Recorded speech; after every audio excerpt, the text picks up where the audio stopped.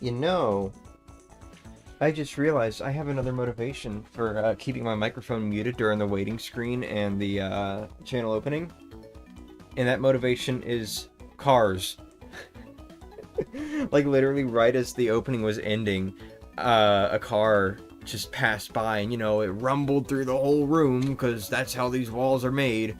Yeah, I'm glad I had the mic muted. That would have been really funny. Just imagine watching the opening and then you hear, you know? Hey, Linky. Hey, Cheese. Alright. So, sorry for just reusing the waiting screen from the previous stream, you know, the one with the Bean Bean Fields music. I just kind of realized, like, I don't care. Like, I'm not treating this series like it's a big series, like you know, like I was with Thousand Year Door, or like I will with the actual Mario and Luigi Brothership playthrough, or anything like that. You're continuing training your car impressions. Yeah, I am. But, you know, I just, like, I don't want to treat this like it's a massive series, put a ton of work into, like, setting up every single stream, you know? Even just something as simple as setting up a waiting screen usually takes me at least 10 minutes, you know?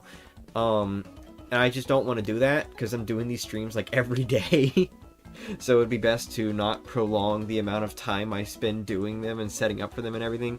But on top of that, I also just really like the Bean Bean Fields music. It's probably my favorite area theme in the entire Mario and Luigi series. Maybe. There are a few others I like too, but I do really love Bean Bean Fields a lot, and I just feel like it's a great music track to represent this game. So, for the rest of Superstar Saga, I will just be using the same waiting screen with Bean Bean Fields playing, and then, you know, I'm probably just going to pick out one area theme or something for each Mario and Luigi game. You know, I'll probably end up picking Bean Bean Fields again when we get to the remake, but anyway. How's it going? We're continuing Countdown to Brothership. We've got 138 days remaining until the game releases. And today, we're going to be doing the third part to the Mario & Luigi Superstar Saga playthrough. We're going into Chacklehuck Woods.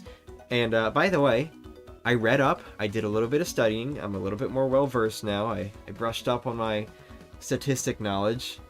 Not that much. I mean, I'm still probably going to have to look over it because I don't fully remember everything, but like you know, I'm a little bit more well versed this time, so I'm not sitting there stumbling like I think it's like this, you know, like I read up, I studied, I did my studying. But anyway, which is good.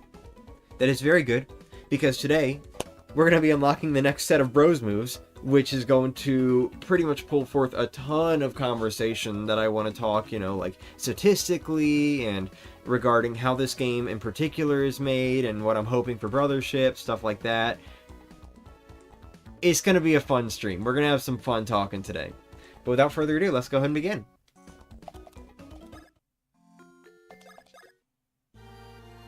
You better enjoy that clicking sound, by the way, because you're not going to be hearing it when we get to Partners in Time. It's okay, though. It's okay. You'll get to hear it again as soon as we get back to the games that I have to emulate.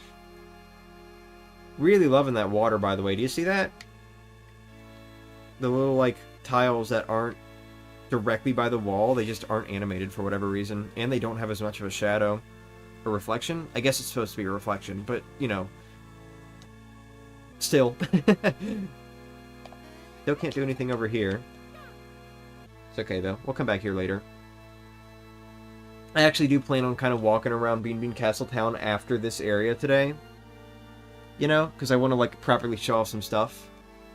Don't want to just immediately end at the boss. Okay, this does not feel good. I'm going to play with the joystick. I keep going, like, back and forth between, you know, I'm enjoying playing with the joystick and I'm enjoying playing with the D-pad. I think it kind of just depends on, like, how many battles I'm doing. We're all still locked. Yeah, okay. Okay, so it's not going to unlock until later.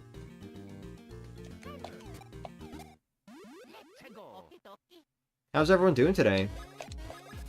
Hopefully we won't make any silly blunders with encountering enemies that just instantly KO us. That felt great, though. Shit! No, don't go up. Shit. I can never get the first strike on these guys.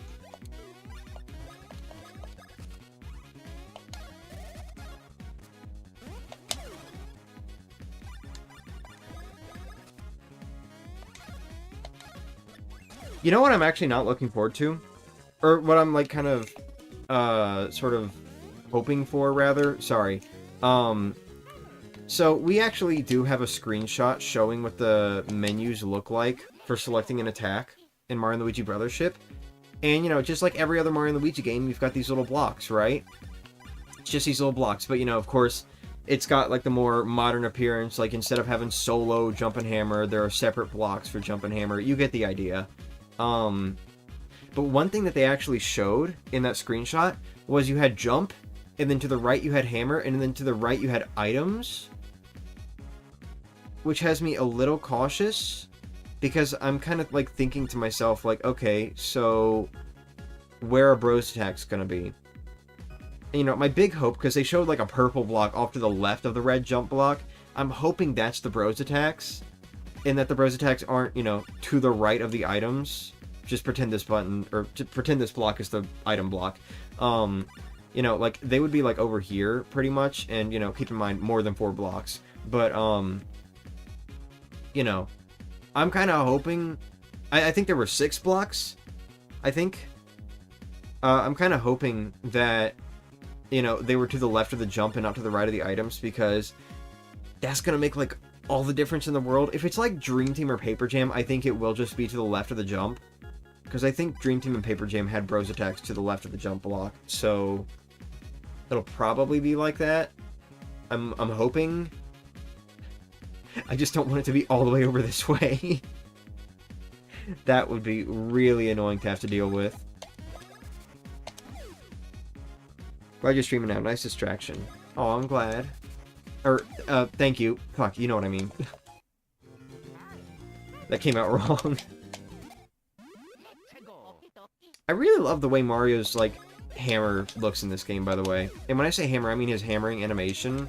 Like, the way he pulls out his hammer, the way he whacks enemies, the way he counters. Even just like this. Like, I don't know why. This looks really cool. I like this sprite a lot. This one, not so much. This one I like. This one I like. This one, I don't really like the intermediate directions, but the cardinal directions look great, dude. I really love the way Mario swings his hammer in this game. Or just generally how he looks while doing it. Both in the overworld and in battle. Really nice. Speaking of, actually. Come on. Come here. Damn it. Oh, yeah. That's definitely not going to happen. So something I actually love about Superstar Saga specifically is the way that you can, like, open up a menu and then just immediately leave it. Like in later Mario and Luigi games, when you open up a menu, you have to press L to back out of it, and then you can go back to, like, selecting other menus. No, in this game, you press right. In this game, you press left.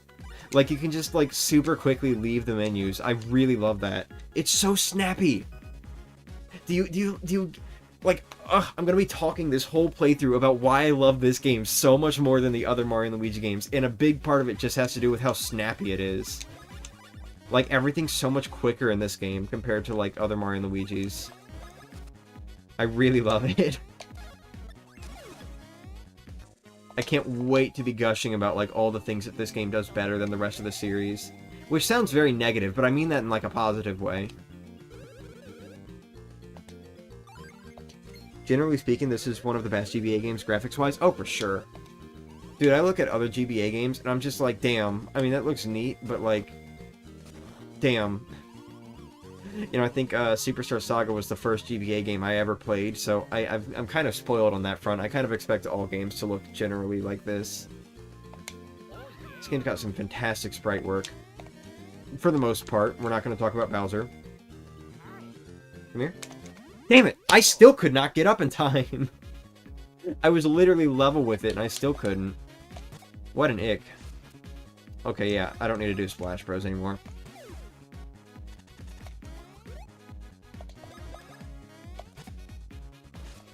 Done advertising? Thank you.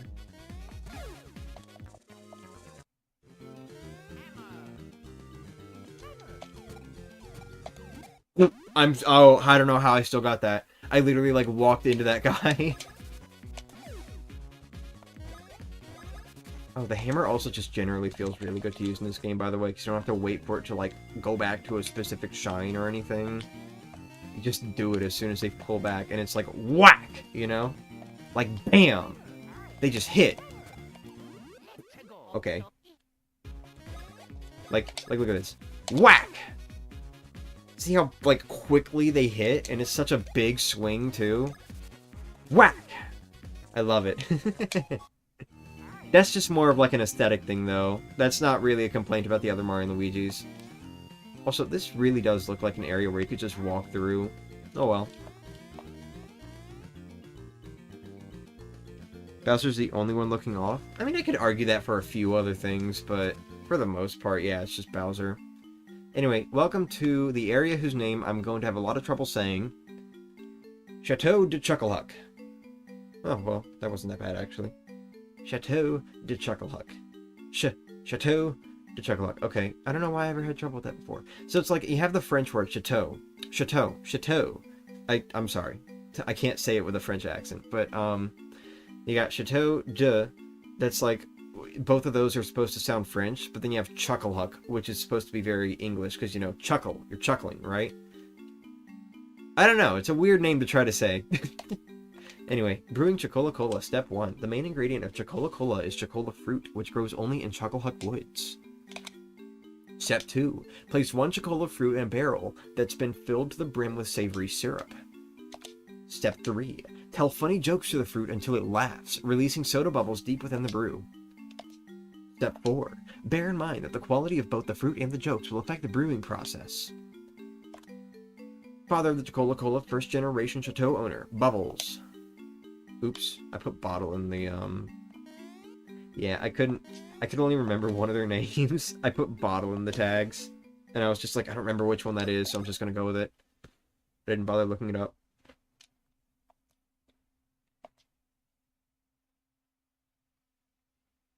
Chateau de Chacklehuck Hoy.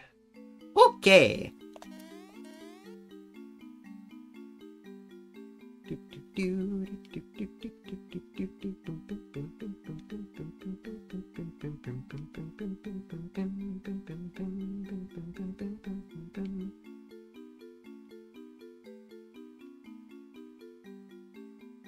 Oh wait, what? Wrong way. I always do that. No matter how many times I play this game, I always end up going that way for whatever reason. Anyway, so you guys like the barrel maze from, hold on. You guys like the barrel maze, the barrel maze from Super Mario RPG, right? Well, yeah, it's back. And it's also really funny here, too. Because, like, I don't think it's intentional, but you can literally see where you can't walk in the original game. They do cover it up a little bit better in the remake, but, like, I mean, it's fun. You can literally see that there's a wall right here. Peekaboo! Anyway.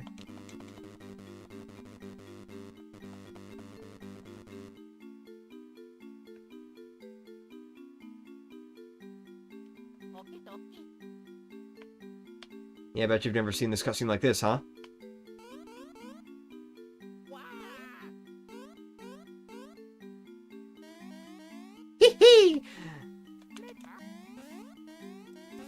Alright, just to make sure. I don't think there's anything around here to look for. Unless there's like a hidden block, but I don't think it's in this room. I don't think there's anything up here. It is kind of cool just like walking up here though. I don't think a lot of people really think to do that. Kind of just go straight for, you know, this direction.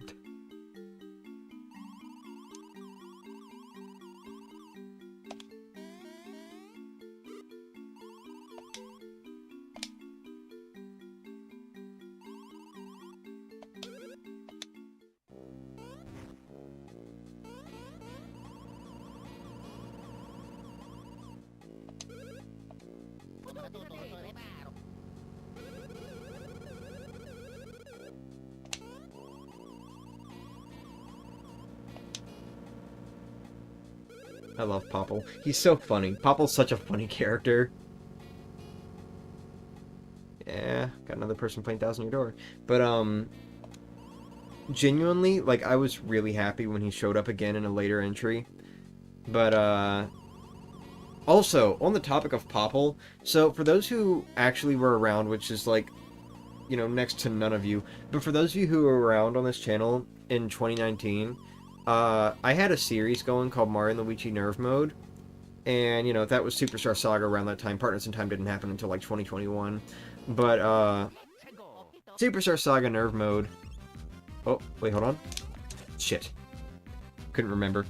Superstar Saga Nerve Mode, I kind of, like, cheesed these fights, because I was just like, oh, it's a challenge run, why do I care, right? And I just kind of immediately attacked the guy who, you know, you beat him and the other one just runs away, right? There's a lot of duo fights in this game like that. You beat one guy and the other runs away. There are 4 fights like that. 3 of them belong to Popple. And I kind of regret doing it that way. I've been planning for a very long time now to actually come back to this game before I do Bowser's Inside Story Nerve Mode. I actually want to come back to this game and just, like, re-record those 4 episodes in particular. You know, maybe just have a little bit of fun with them, you know, do a little bit of sprite animation just to entice more people to watch them. And just generally do these fights again, but actually defeating both characters, which is going to be especially fun for the last one of the game. But, or wait, no, second to last, sorry. But, yeah, I don't know. I just haven't worked on Nerve Mode or anything like that in a long time, so I don't think it's going to happen anytime soon. I'll probably announce those 4 episodes coming out at the same time as I announce, like, hey, I'm done or almost done with Bowser's Inside Story. But that would require me to actually start on literally either of those 2 projects first, and I have not done either of those. But that said, let's go ahead and take out Popple first, because he's the one that will run away if you take out the other guy. Rookie. Yeah, so they try to entice you to take out Rookie first by having him do that every single time you attack Popple, but, like, you can't stop me. Oops.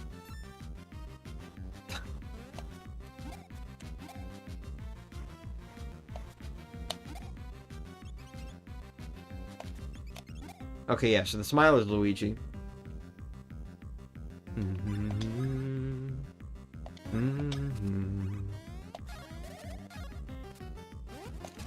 And he's done. Alright. See, we should get some extra experience too, I think.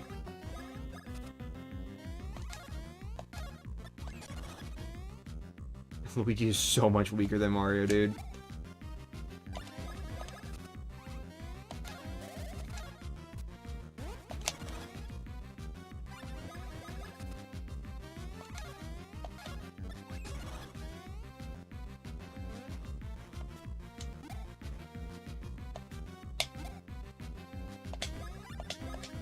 See? Just like that. Look how quickly I backed out of that menu. That's why I love this game.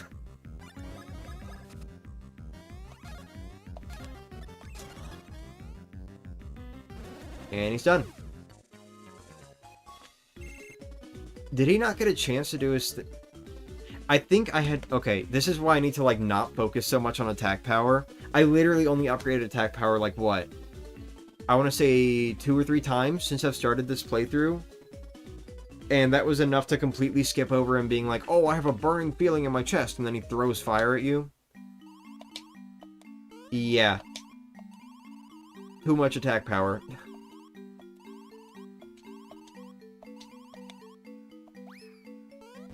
Bye.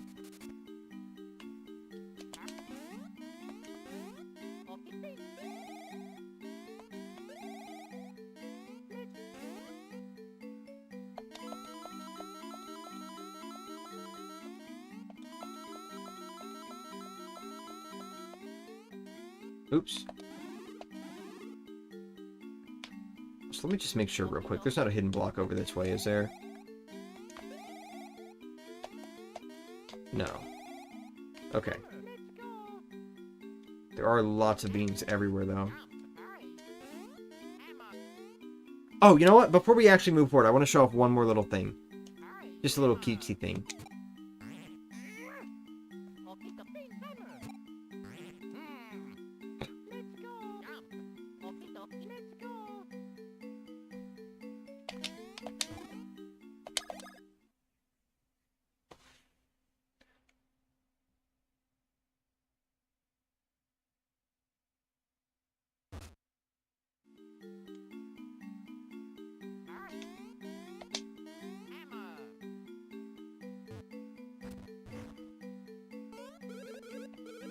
Me too, man.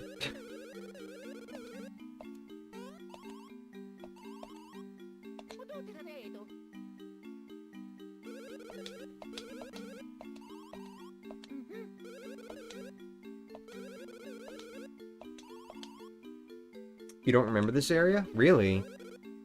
This is like,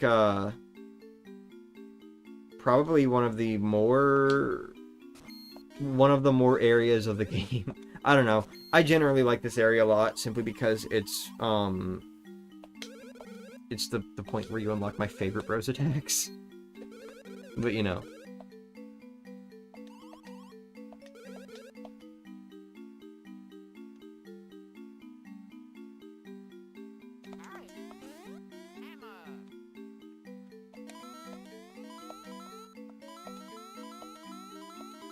This game tends to be a little weird about these blocks, by the way, sometimes. Like, yeah, there. Did you see that?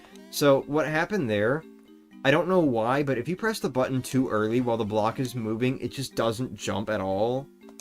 I don't know why it's designed like that. I don't know if that's just a bug or what, but, like, literally sometimes while I'm doing these blocks, I'll have to press the button again, because it just doesn't jump if I do it too early.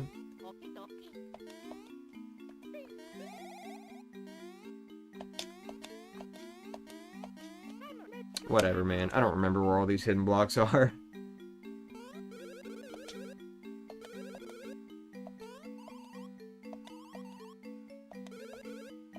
Yes.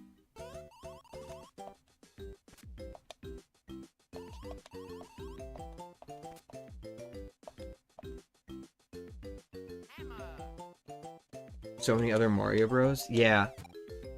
That's another thing that makes this game special. So, like, a lot of Mario and Luigi games have, you know, just, like, little guide characters that stick with you throughout the whole journey, and then they're like, oh, hey, I'll teach you how to do this. Because they know how to... Yeah?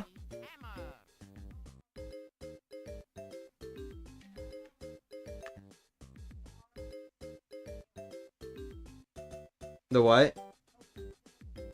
Which one? Okay.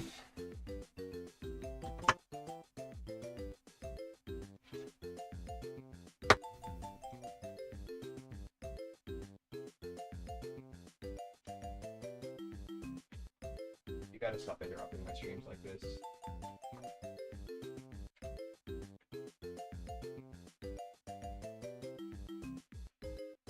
Alright. Anyway, as I was saying, guide character, yada yada, somehow they know how to do the thing, but then they teach you anyway, even though they really, realistically shouldn't know how to do the thing. Anyway, I like this game because it just doesn't do that. Like, you don't have a central guide character, you just have different sets of characters that look like the Mario Bros teaching you how to do everything, and I really love that. It's super cute. Plus, it makes more sense for these characters to know how to do a thing, as opposed to, like, I don't know, Starlo teaching you something for, like, the millionth time. Like, what? Why does Starlo know how to do a move that requires two people that have both hands and feet? None of which she has, aside from the feet part. Alright. But anyway. Hey, Toby.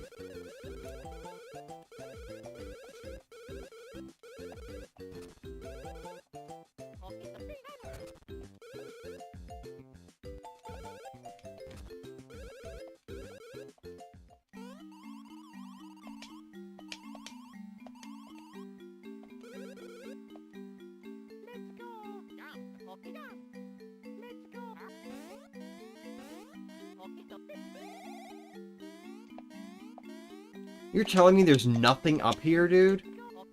God. Next thing for me to brush up on hidden block locations, I guess, because clearly I don't remember all of them. You know, I tried looking for them in, like, very suspicious areas, but they ain't there either. Whatever. This game's so weird about that. Anyway, here we go. First instance of digging up a bean. Got the Chuckle Bean.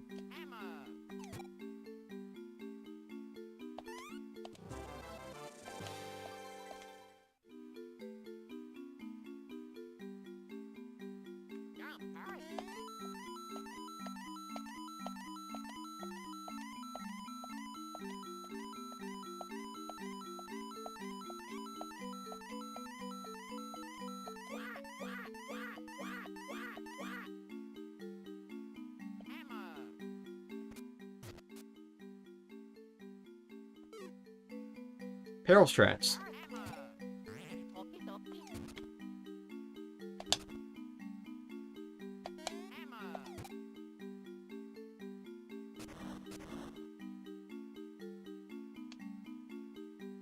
Oh yeah, this too. This is such a nice detail, just like actually having them pant in the overworld when they're low on HP. Why don't any of the other games do that? This game gets so many things right, dude.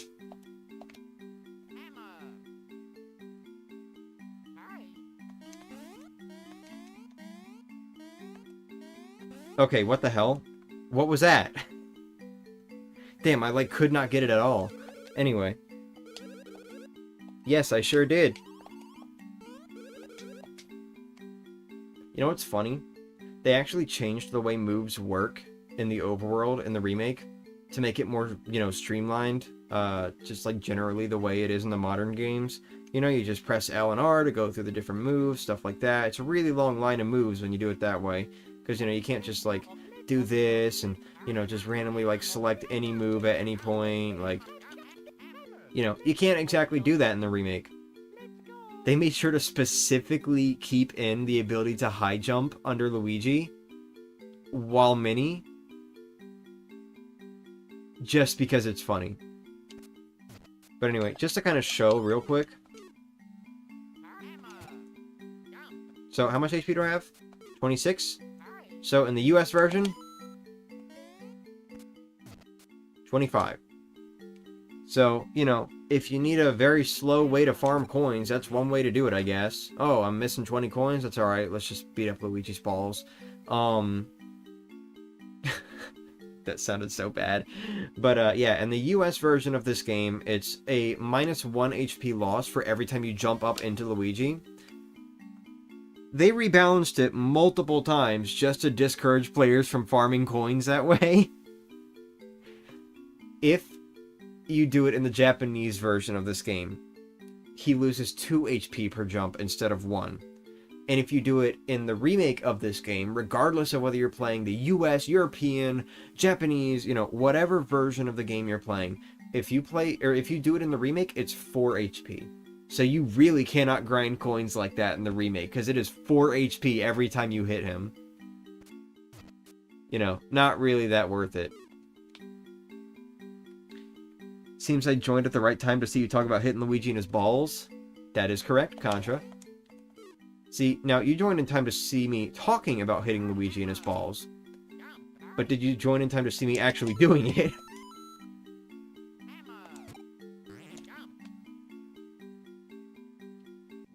Oh, you know what? Wait, there's some more beans.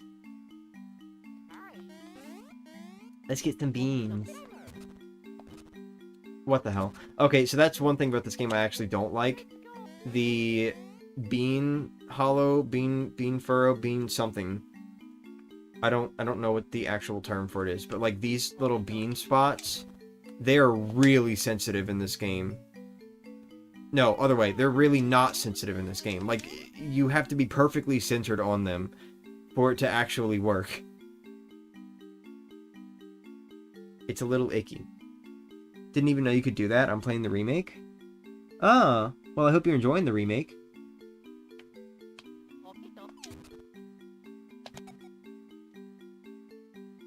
But yeah, it's such a stupid little thing you can do, but I love it.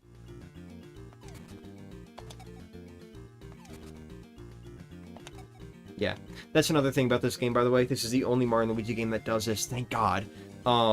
But there are some bean spots that are actually not marked in the overworld. They're intentionally hidden. So you just have to know that they're there for the most part, but there is a way to check for them. And I will show that as soon as we leave out the other end. Just give me one moment to go through the barrel maze again.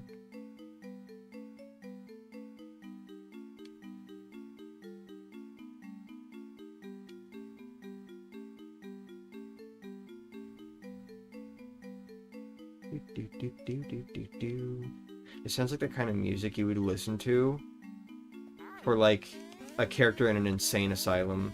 Does that make sense?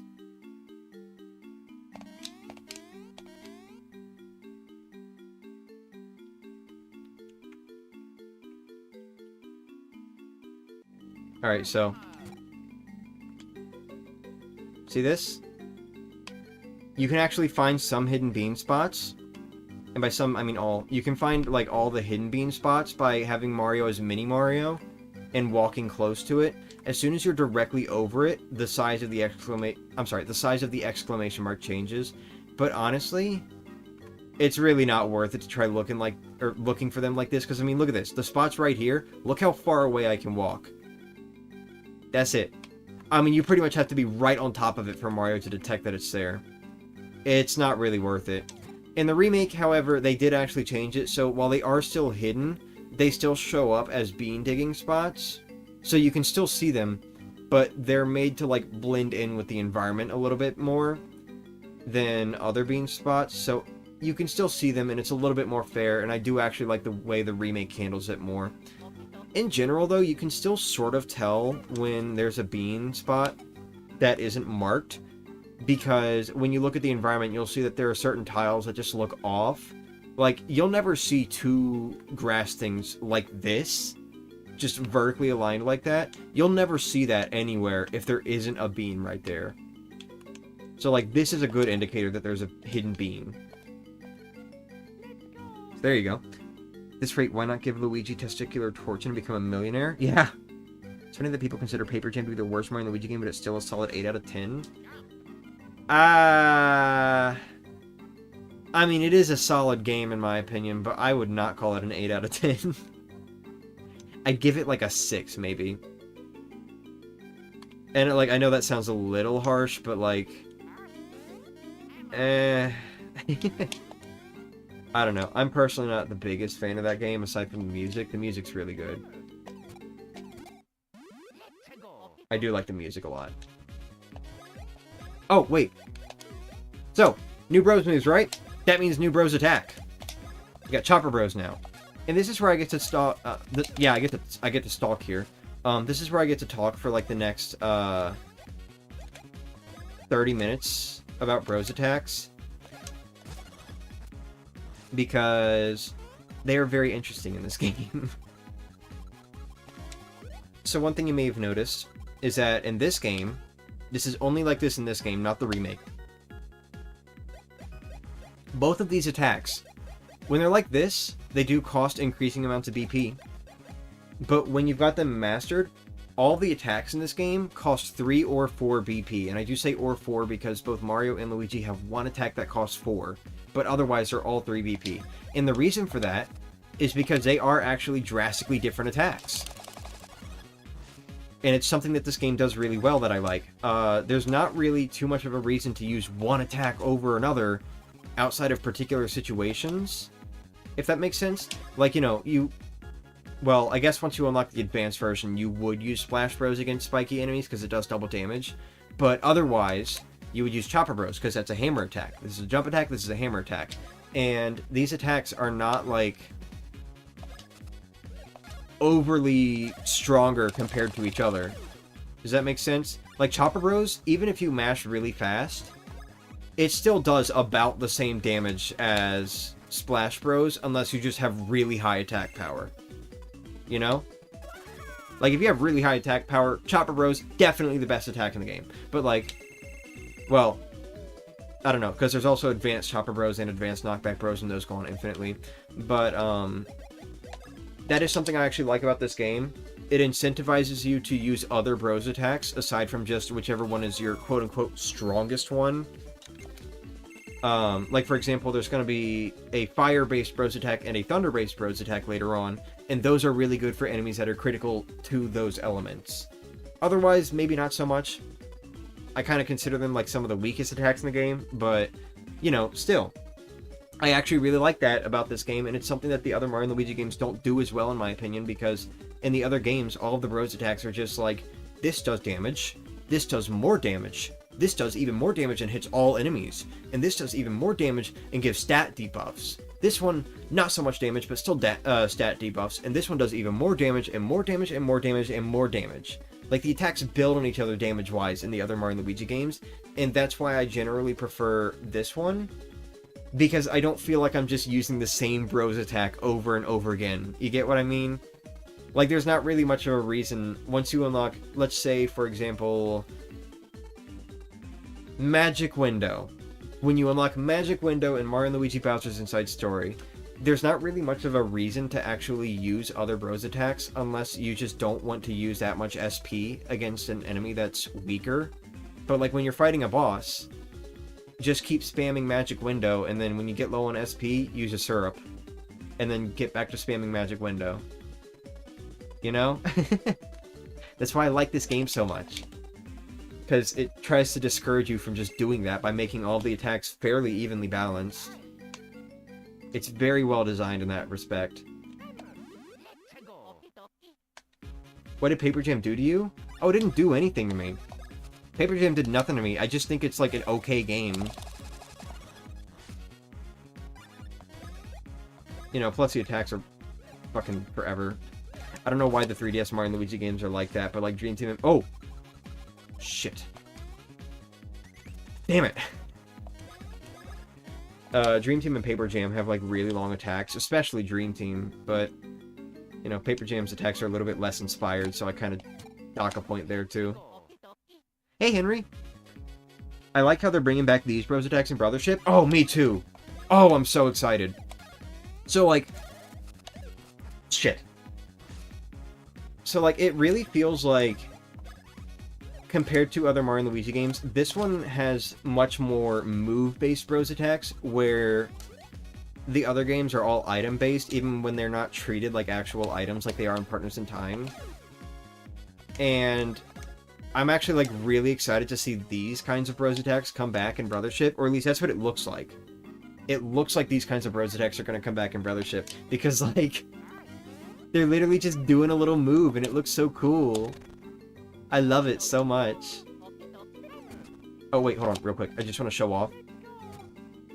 Mario does not react to being spots that are not hidden. But you can also clearly see them, so it doesn't matter. But, anyway. Shit. But yeah. I don't know. I'm actually really curious what the Brothership Bros attacks are going to be like, because we did see two of them that... Actually, no, there are three. We saw three of them. Two of them directly in the trailer, and then one in the segment right after where we're being talked to about the game. We saw three Bros attacks that looked like the ones from Superstar Saga. But then they also showed us that Red Shell and Green Shell are coming back. And by Red Shell and Green Shell, I mean like the Dream Team versions. So, like, I'm really curious if the Bros attacks are going to be like a mix, or if it's going to be two different types of Bros attacks. I'm really curious about that. I'm super excited for it, too.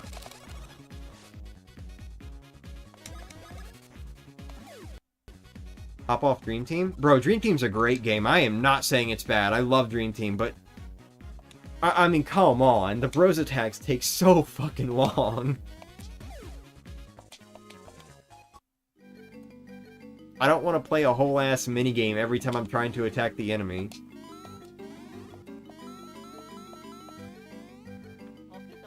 Oh, wait, whoops.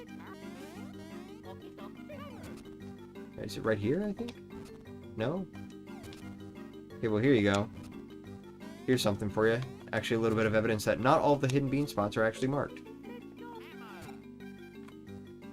There we go. Okay, it's right here.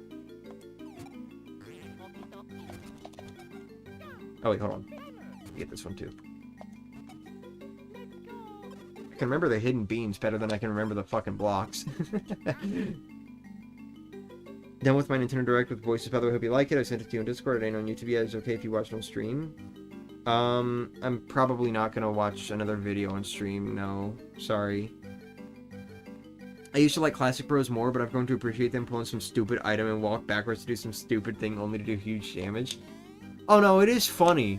It is funny. I will say that much. It's really funny, but just from a gameplay standpoint, I generally prefer shorter attacks more.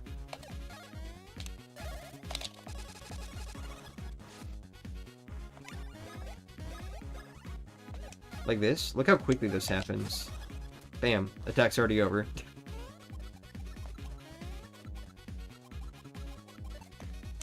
Damn it! There we go. Okay.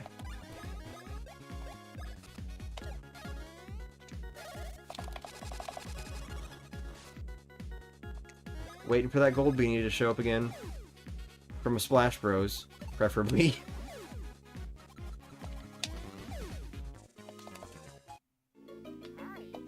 Why does it make a sound when you press the shoulder buttons in battle? Oh yeah, look at this little map. 10 out of 10 game? Hell yeah! Best Mario and Luigi game right here, in my opinion. You had a bad time with the gigantic boss fights? Yeah, the giant boss fights are a little weird. Especially because, like, you can't really have better stats for them. They're just kind of, like, a little bit more scripted. But I think they're fine. I actually really like Dream Team's giant boss fights over Bowser's Inside Stories, I'm not gonna lie. It's, like, the one point I'll give Dream Team over Bowser's Inside Story as far as stuff that it, like... I don't want to say copied, but, like, it also did. Does that make sense? Because Dream Team did a lot of stuff Bowser's Inside Story also did. Are you playing the remakes? I will be playing the remakes. I'll be playing not just the remakes, but also their side modes, too. I'm doing everything.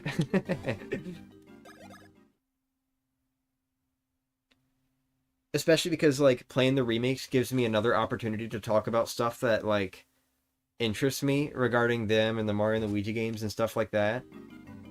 There's a lot to talk about with this series. At least for me. Is there anything in this room? I don't think so. Oh wait, right here? Yeah, right here. See, like I said, every time there's like two grass things like that, vertically aligned, that's where there's a hidden beam. I'm telling you, bro. When you watch it, I hope you'll like it. I'm sure I will. You make cute little videos. Superstar Saga is a banger, but it is not better than Bowser's Inside Story. Okay. Counterpoint. I don't want to keep using the same attack over and over again.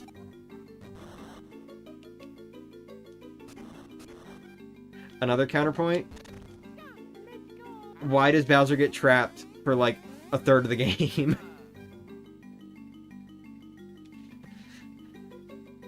Bowser's Inside Story is really good, though. I do love Bowser's Inside Story a lot, also. I just have my reasons for liking this one more.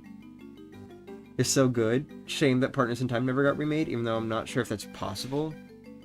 I mean, it definitely could have been. Like, I genuinely could see how a Partners in Time remake would work, regardless of whether they keep the item system, or try to remake it to being more like, you know, having a BP system and... I don't know, maybe getting the attacks through attack pieces in each area or something. I could see that, but it would be a little bit harder, yeah, because it's like the only Mario and Luigi game that has that system. Fuck! I can't believe I messed that up.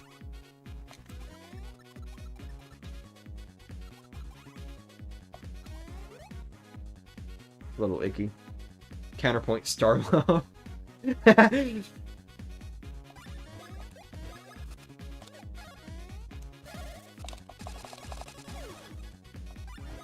No.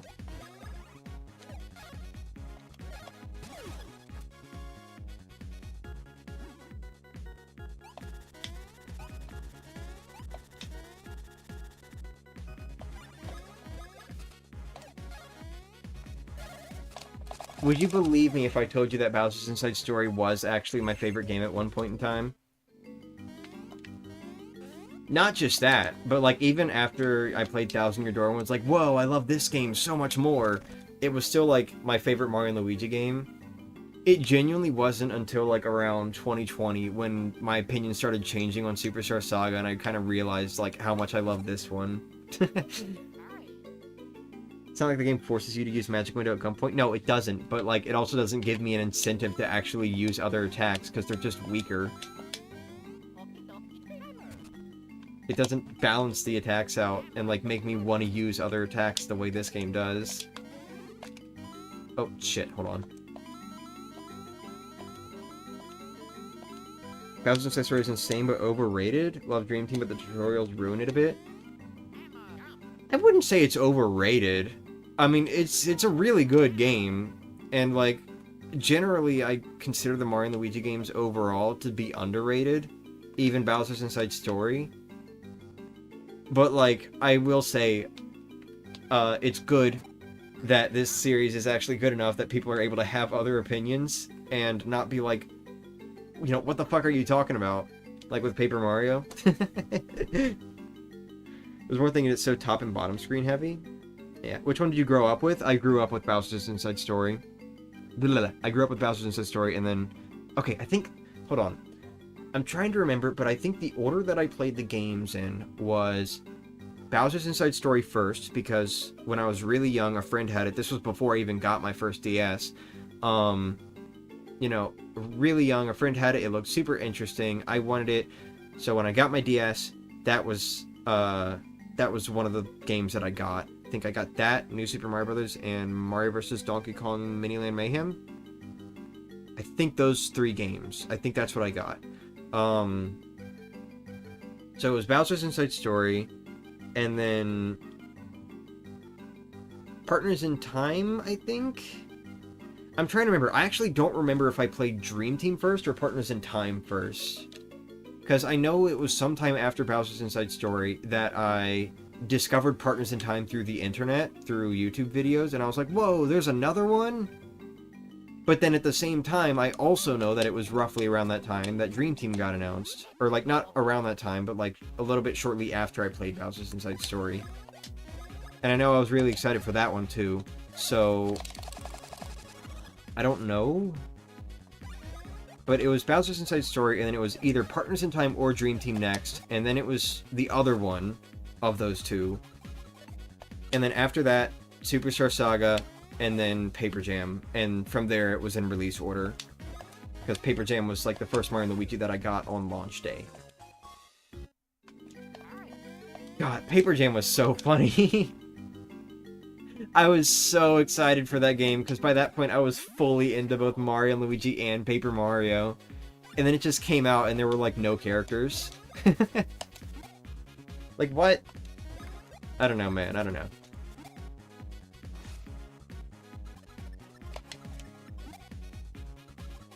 Oh, shit, I looked down. Okay, it's fine.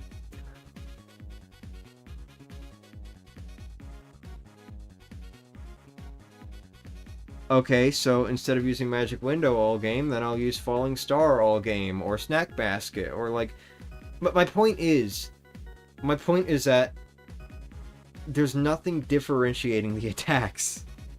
That is my problem.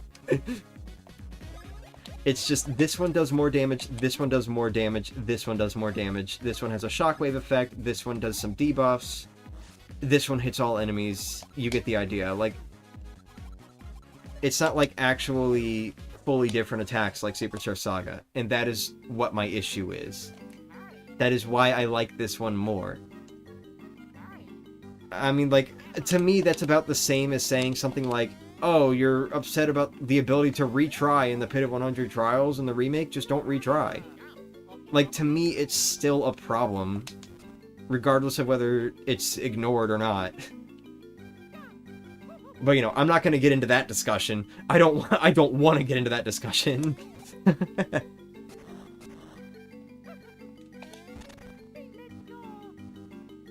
But no, I'll stop now. I'll stop. I'm just trying to, like, show this game up. I'm not trying to put the other games down. I hope it's not coming off that way. I'm not putting the other games down. I'm trying to show why I like this one more. I'm doing it, or at least I'm trying to do it from a positive viewpoint. If that makes sense. I hope it didn't come off as negative. Gonna need to jump off. Got a ton of stuff to do around the house. Just wanted to pop in and say hi. Alright, good luck. See ya. Also, sorry I responded to that so late. Hey, DDDO. How's it going?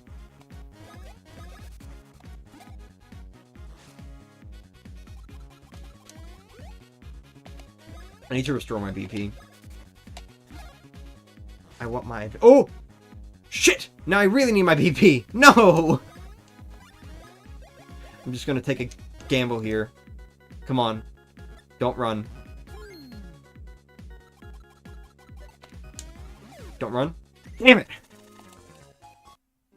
Okay, it's BP time. Alright. You realize that you can just spam Chopper Rose with high DPS in this game?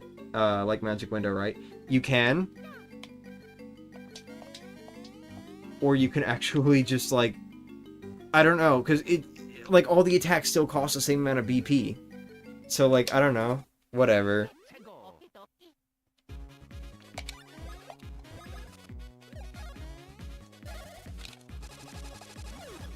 But yes, I know you can, like, spam Chopper Bros and do a lot more damage.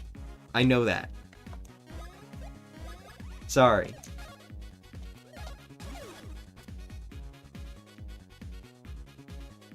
Chopper Bros takes more physical effort with the other bros, or when the other bros attacks might be just enough.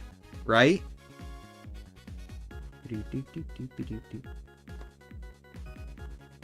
Ooh. Oh, I missed a lot of stuff.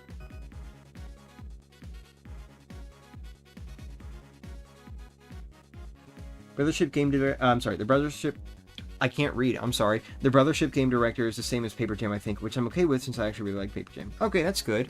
If you liked it, good. Like, genuinely, I'm glad you enjoyed it.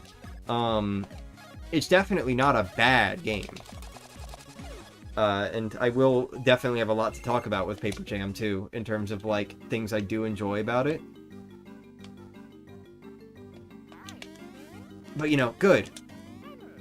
Who directed Dream Team? Is it the same person?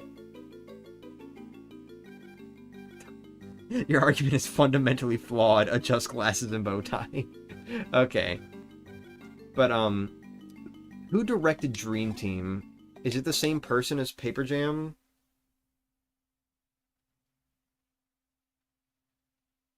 Dude, I'm so looking forward to Brothership, man. Yeah, Brothership, man.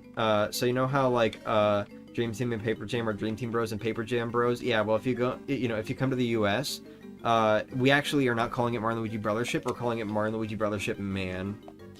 For sure. That is not a well-placed lighting effect.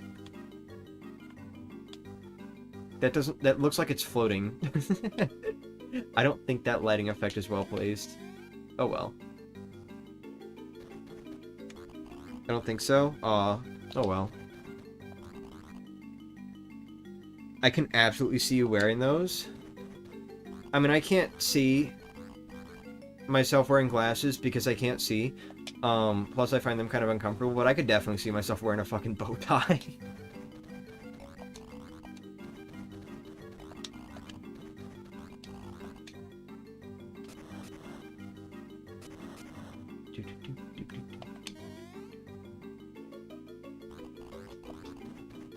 I wish he did this in the remake.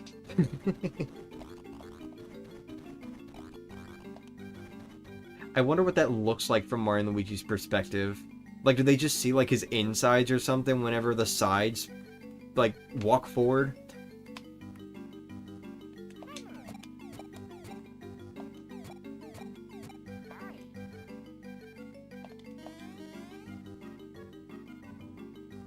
People don't like Paper Jam should play Sonic RPG on DS, then you'll love Paper Jam. I've never played any of the... Well, I've never played any of the Sonic games in general. But, you know. I'm, like, definitely not familiar with the spin-off stuff. Most of what I'm familiar with in terms of Sonic just comes from, like, people talking about the main games. And, you know, particularly, like, the big ones, like Unleashed and... Heroes, Adventure. I actually don't know if Heroes is that big, but like, you know, Adventure and, you know, 1, 2, 3, Forces, stuff like, fuck! Damn, dude, can I get a little bit of luck with these gold beanies? Come on. Damn, I'm gonna start attacking like the lower ones. I'm gonna hit those guys first. Luigi does not need more speed. I don't know why I did that. I've never played a single Sonic game. Okay, let me, like, rephrase that. I have played a Sonic game. I've played a couple. But I did not finish either of them. So, the two Sonic games that I've played are... Hold on. Sonic Lost World, which, you know... they don't like that one.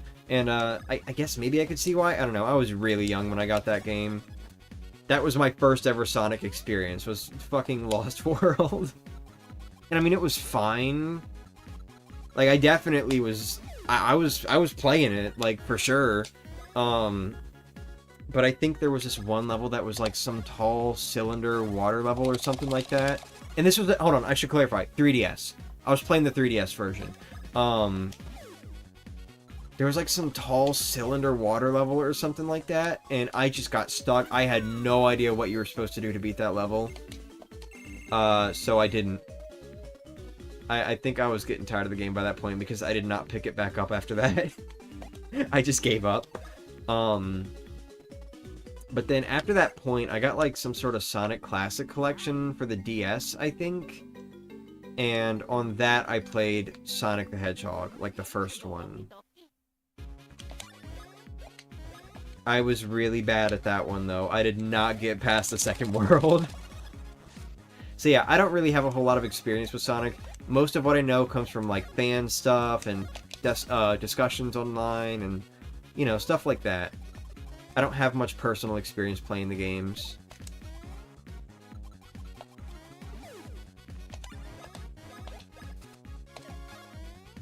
But, you know.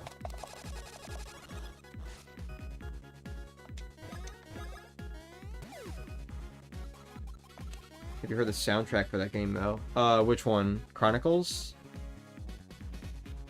I like how Unleashed was hated for a long time. I love that game since day one. Never really understood how Colors was so good, because, like, the gameplay feels way too mixed between being fun and fast levels.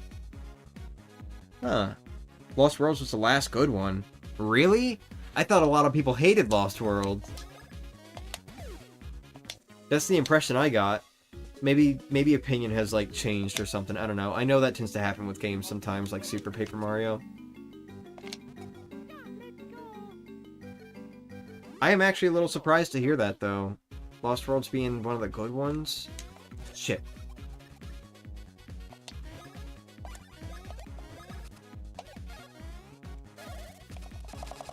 Okay, I will criticize Superstar Saga for one thing here. One thing I actually don't like is how long it takes to unlock the advanced bros attacks after the first two. Like, I think you have to successfully do Chopper Bros and Knockback Bros somewhere around like 20 to 30 times before the advanced versions unlock. I think. I also remember there being at least one Bros attack that you had to do like 40-something times, I think. I don't know, man. It's... A lot of people are not going to be seeing the advanced Bros attacks in their playthrough aside from like the first two. It takes forever to unlock them, dude. I'm probably not even going to unlock all of them. Because, like, I'm really bad at Swing Bros in this game. So, like, you're probably not going to get to see advanced Swing Bros in this playthrough. But you might get to see it in the remake, because a lot of the unlock requirements were lowered significantly. And, Swing Bros also isn't bullshit to pull off. But anyway.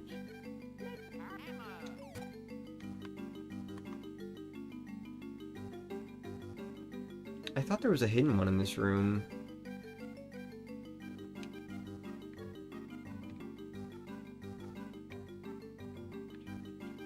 Guess not. I mean, there's no abnormal spots on the ground, so...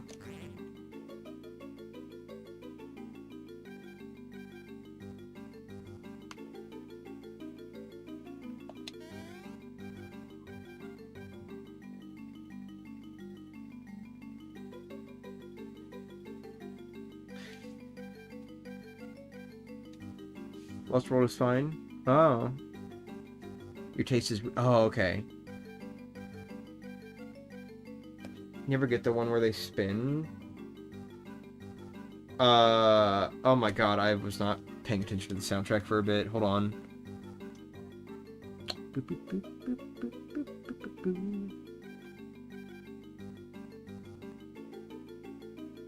Sonic Gems Collection. Is that the, was that the one I was talking about, like on the DS with a bunch of the classic games? As of recently, online community actually picked Sonic the Fighters up off its feet, and while there's a small but consistent community that makes tournaments in the Xbox 360 and PS3 versions. Huh. I don't think I've ever heard of that game. See, like I said, I don't really know a lot of the spin-off stuff, just like the main ones.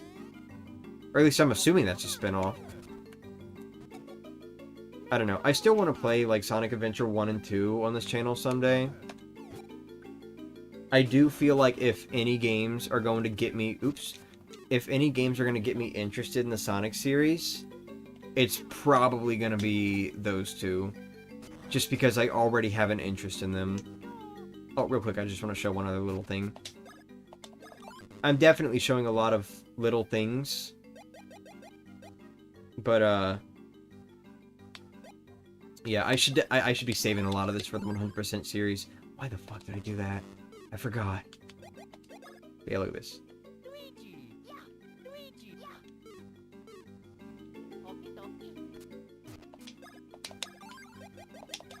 I have no more syrups. Whoopsie daisy. Oh wait, did I get any more No. Fuck! I forgot to buy clothing before I left the town! What is wrong with me? No! I did not think before leaving. Oops. Whoopsie daisy. Oh, right. Okay. By the way, I want to show one thing real quick. So first off, let me get this bean. But also, remember what I said about, like, abnormal grass patches being a good indicator of where there's a hidden bean? This is the most bullshit bean in the entire game, in my opinion. Once again, like I said, you can see it better in the 3DS version, because they make sure to, like, show it as a bean spot. Just, they hide it a little bit. But this is the most bullshit bean in the game, because it is a hidden bean over here. You cannot investigate it with Mario. You can never get Mario over here. This gate does not open at any point. You cannot get Mario over here. So the only way you could know about this bean is either through a guide or through realizing this, like, specific pattern means there's a hidden bean. This is the most bullshit chuckle bean in the game, in my opinion. I hate it. It's really funny, though.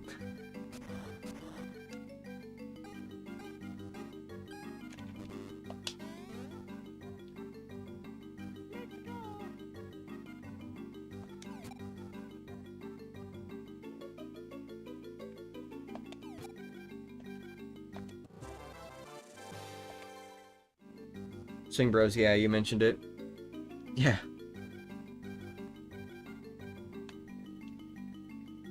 I hope you won't get a lot of trolls. Oh, regarding Sonic? I mean, I'm sure there will be. Especially because, like, I'd be tapping into a community that, like, I'm not super familiar with, so I'd probably get a lot of people that I just don't know tuning into those streams. And the Sonic fanbase does tend to be weird online, but, like, you know, that's where banning comes in.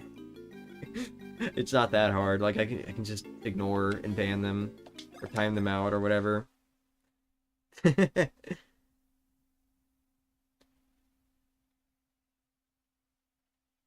only going to get worse after the Mama Piranha fight. The difficulty spike is pretty rough in Land's End, too. Wait, what are you referring to? Like, finding hidden beans?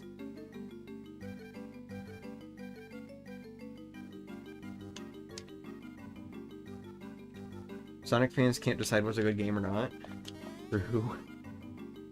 Not saying the Mario fanbase is that much better, especially the Paper Mario fanbase is awful, but, like, you know.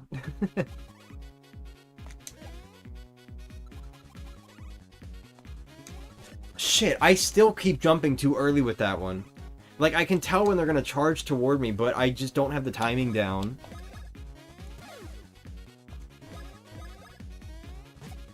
Oh, just the fights? Nah, the fights are fine. I was not paying attention. Okay.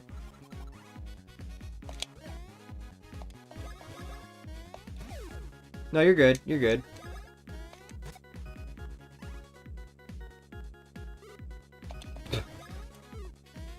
I love that face so much. It's such a stupid little face.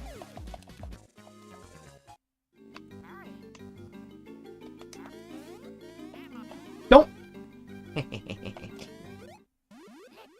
Sonic Heroes is also good? I have heard that a lot. I've also heard a lot of people complaining about that game.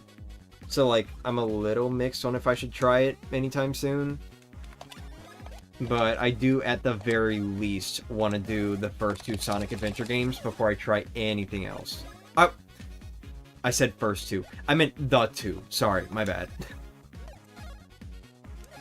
There are only 2.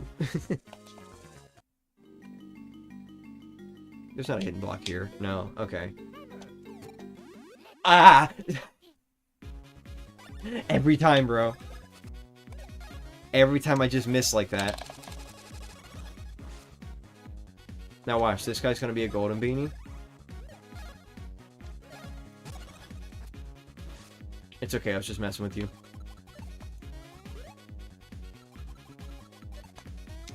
Shit.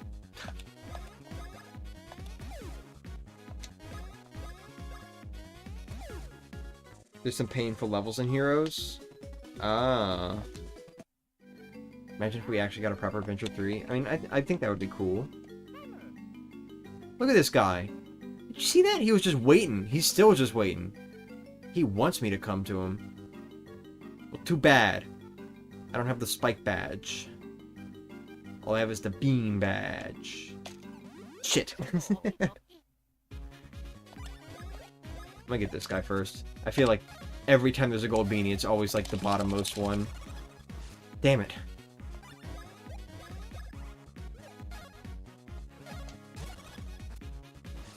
Damn.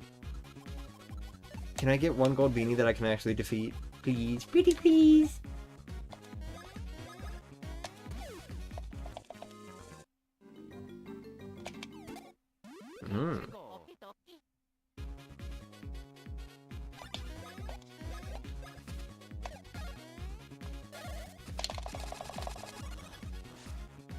Damn, that was a really good mash I just did. Did you see how consistent those numbers were coming out?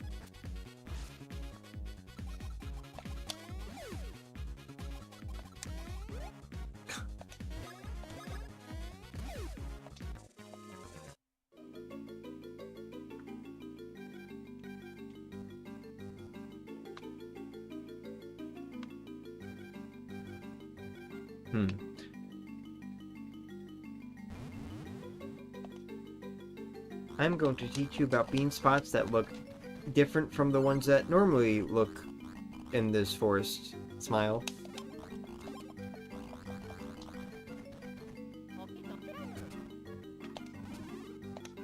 Oh yeah, and for some reason it feels the need to like briefly pause the game for half a second every time you get a Chuckle Bean in this room. Like I just can't move for a moment. Look at this.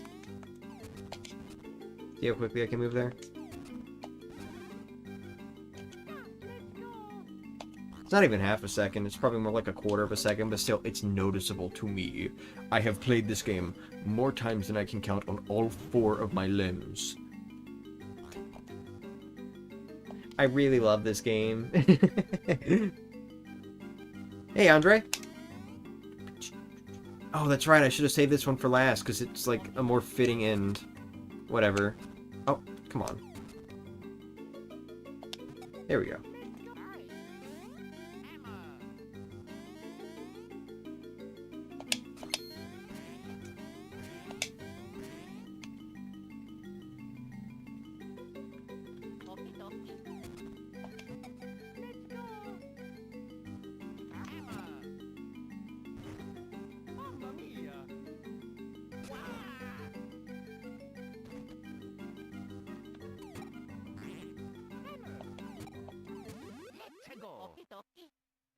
Doesn't count.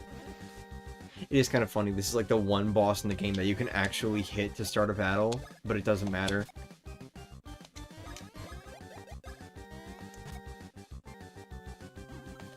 Shit.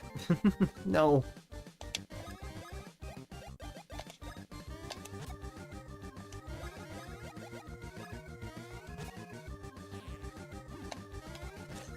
Why did I do that? Why did I jump before it even started moving? What is wrong with me? Whatever, this guy's got like 30-something HP, so he's done.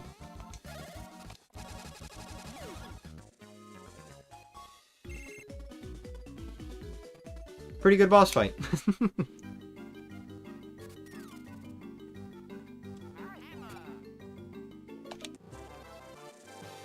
Finish laundry. Good job. He used to scare me as a kid.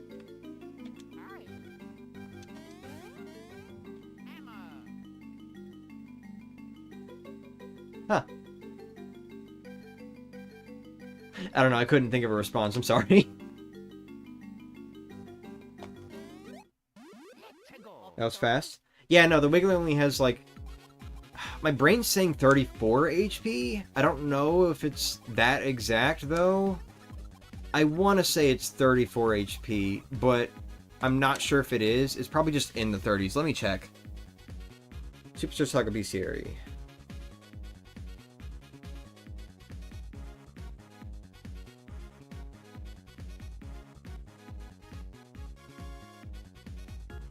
A little further down. A little further down. Oh. Oh, wow! Damn! It's 34 HP. The Wiggler has 34 HP. Had that shit memorized to a T. Damn it.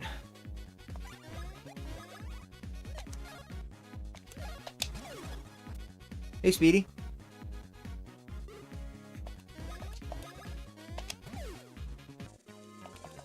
He's like angry and you can't damage him and I didn't figure it out fast enough. Aww.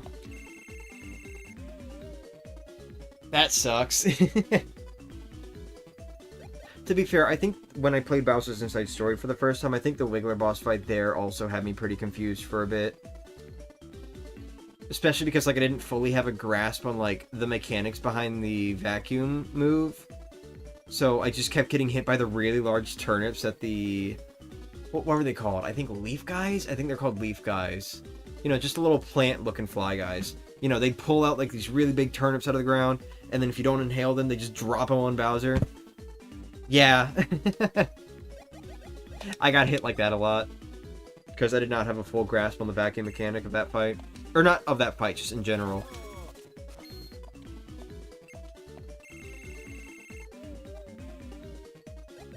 You need more BP, bro. Ooh, cool number.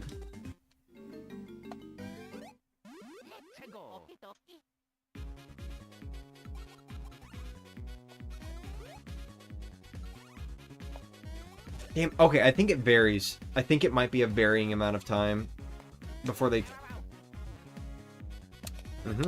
Before they come charging at you. No, I want to unlock advanced knockback bros.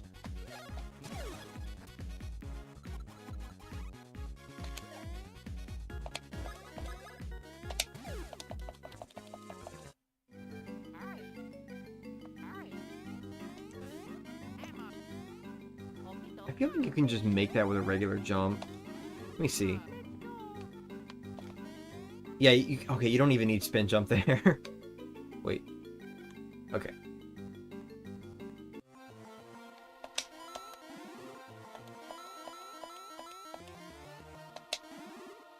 There we go.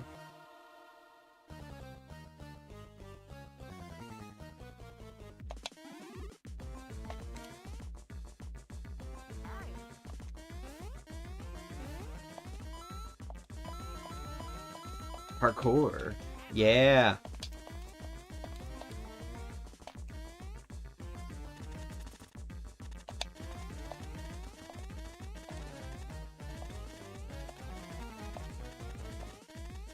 I forget that these, what are they called? Bicycle pads? Yeah, I forget that the bicycle pads are actually used here. The only time I can ever remember them are just, like, the uses that they get in Stardust Fields, and, like, the 1 or 2 times they show up in Bowser's Castle. I always forget that they have them here, too. Oh, damn, I've never tried to hammer them before. Just go straight through. That's a little silly.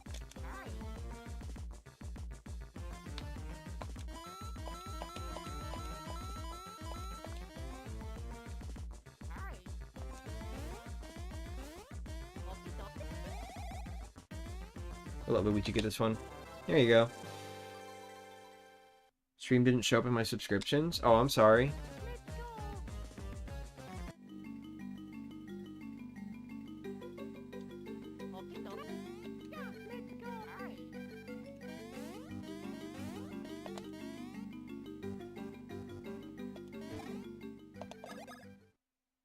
Hey, it's me again. Hey, welcome back.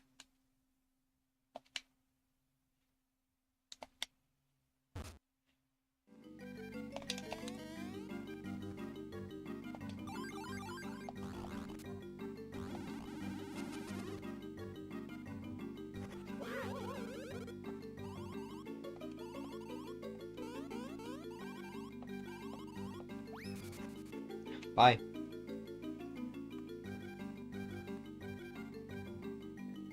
Wasn't in mine either. Yeah, YouTube stinks. Alright, this room, first off, I do like how this room looks. As far as like the overhang, it's really cool. Looks even cooler in the remake. Anyway, this room, I know there are like 2 or 3 hidden blocks in this room, I think. Or maybe I'm thinking of the remake, because I think they did add some extra blocks in the remake. Oh, yeah, there we go. There's one. There's another. Oh, there's 3. Well, shit, I thought there was, like, some... I don't know, like, over this way? Huh. Damn, alright, well... At least I remembered the number correctly. At least I'm assuming I did. Alright, we're almost at the end of the stream, by the way. Just got a boss fight, and then we're gonna actually explore Castle Town and not forget to do shit this time.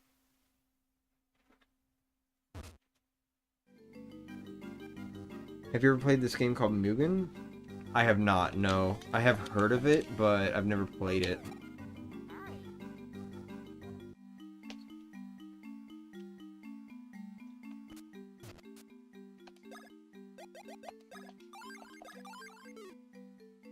We'll get some mushrooms.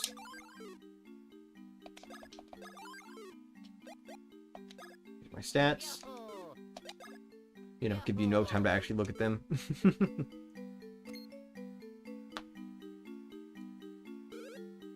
Let's pop bubbles together.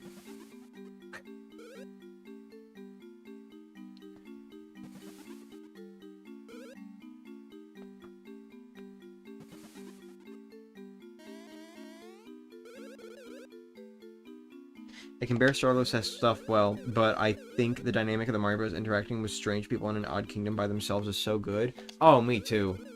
Me too. That is definitely a point I will give this game.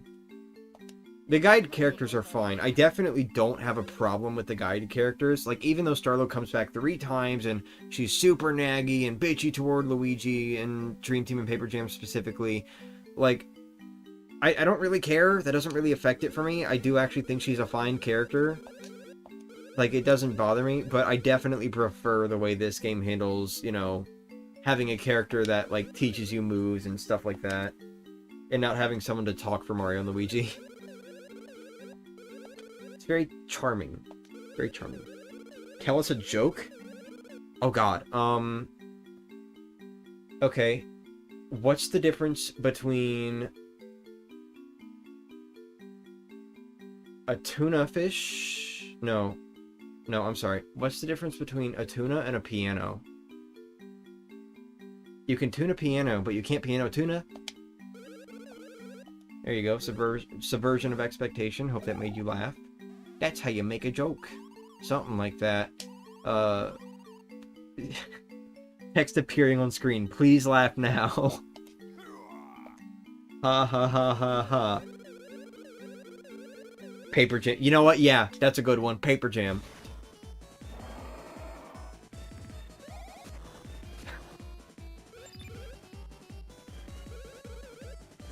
I love how the text looks here, by the way. Just absolutely no anti-aliasing.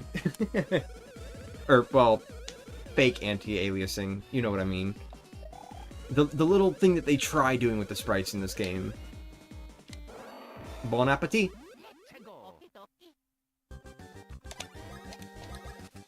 Alright, so this is a fight where hammer-based attacks definitely come in handy because it breaks the shield super quickly. This is also where I'm going to get hit a lot from this attack. So when you break Chuckolator's shield, it has 30 HP by the way. When you break Chuckolator's shield, he'll like be able to do this sort of mix of attacks where he's got like the sword and you have to hammer the things he sends at you, and then he has the little gun thing, whatever that is, and he blasts you with the soda bubbles and you have to jump over them. You cannot jump on them in the original game. You have to jump over them. It will hurt you if you jump on them. This fight is also slightly bugged because of that. Because this game is not made like Paper Mario with the idea of like, oh, you know, we have to make sure every single attack has like a specific timing and all that so that you can block it in Super Card and, you know, all that sort of stuff. These games are just generally made with the idea of, you know, make sure that the player can dodge the attack, but otherwise, you know, whatever, right? And that's kind of where this fight falters a little bit, because just going to kind of explain here. I definitely encountered this in a challenge run, and I had to, like, really be wary of it because of it. But if he stands in front of Luigi, if it stands in front of Luigi and uses the sword first to send, like, the little, like, things you have to hammer away after him, if he stands in front of Luigi, does that, and then switches over to the gun and aims at Mario, it is an undodgeable attack. Mario will take damage. Like, it literally, I tested it so many times. I literally created a restore point and tested every single possible jump timing I could. There was no way to jump over it. Because of the angle and how much time it spins under Mario, it could not be avoided. Thankfully, that issue is fixed in the remake, not only by just making it better to try to dodge, but also by making it so that you can jump on the little soda bubbles. But, yeah, that is one instance of an unavoidable attack in, you know, this game. But it's also not a massive deal because it doesn't do that much damage. Wow, I forgot he goes up really high like that. But, like, see, firing from there, if I were better at jumping, I would have avoided that attack. But, like, if he fires at Mario from right where he was just then, I would not have been able to avoid that. Because you just can't jump over it. You know? And there's a couple other attacks in this game that are sort of like that. Like Roy's Fireball, something about... Yeah, look at this. If I were better at timing... Damn, dude! Why am I not getting the timing down at all? I keep jumping so early. But anyway, there are a few other attacks in the game like that. Like, when you're fighting Roy later on, his Fireball has a weird collision box, so no matter when you swing the hammer, it'll just go through and not actually hit the Fireball. And Mario will take damage. It always seems to be Mario. Alright, do it. Yeah, see, look at that. So, like, the angle and the amount of time it spends under Mario, you can't avoid that. But anyway. It's weird. It's really weird.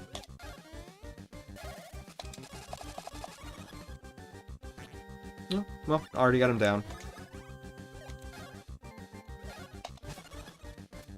And he's done. So, real quick, I just want to point out, I was literally using Chopper Bros and Knockback Bros throughout this entire area, and I still did not unlock the advanced versions. They make you work for them in this game. That's exactly what I was saying. Like, I was constantly using them, and it still didn't unlock. Justifying skill issue? Bro, I could literally show you a video. I made a video for Roy's Fireball specifically, just to show that no matter when you swing it, it just goes through. Oh, there you go. But nah.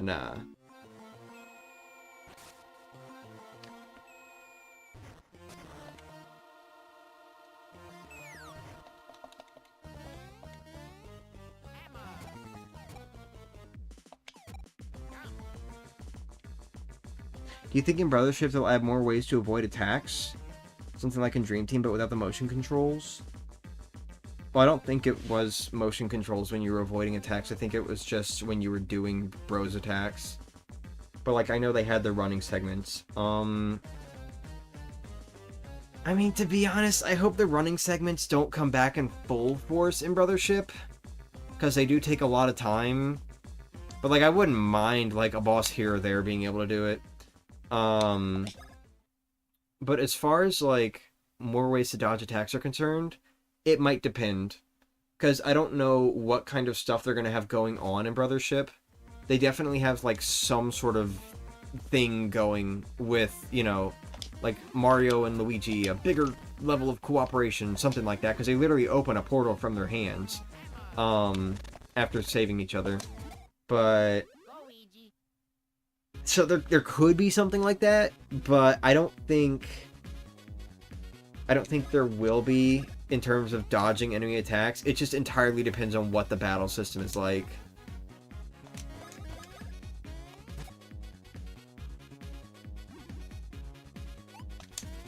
Like, what kind of new stuff they add, I guess. Because there was some sort of... Okay, sorry, I was not looking, so I didn't know if it jumped. But, there was some sort of, like, little plug-looking thing next to the HP bars. So I'm guessing that's going to be that game's equivalent of the badge meters, maybe? But it could be something else, too, like a special bros attack or something. I have no idea. I have no idea what that's going to be about. We'll just have to wait and see. But, it could be something related to that. They're definitely going to add something new to this battle system.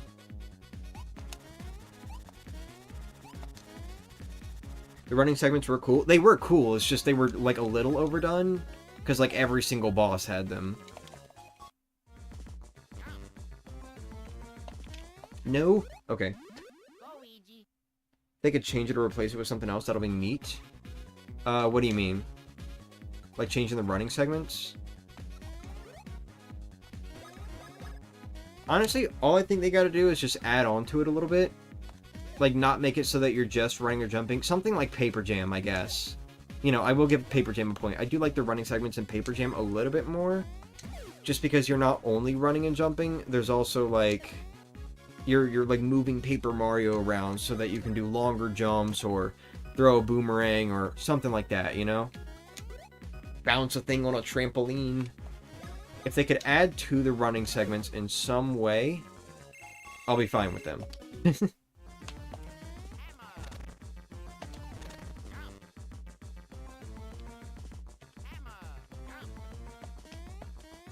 Shit. I'm chuckling a lot. I don't know why I'm chuckling so much today. I swear it's not just a joke to play on Chacklehuck Woods. I'm just in a good mood, I guess. Ah! Wonder if there will be a replacement for giant battles? Ooh, I'm super curious about that too, actually. I mean, it does kind of seem like a given thing with Mario and Luigi at this point to have, like, some sort of,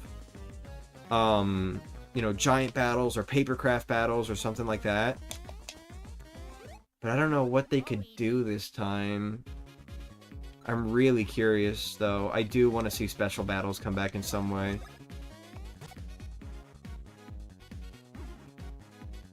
There was something else that I'm, like, trying to remember right now.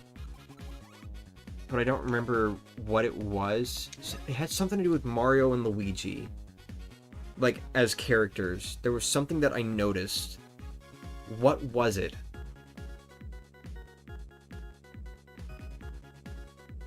Oh yeah, it was just that it was just Mario and Luigi. Yeah.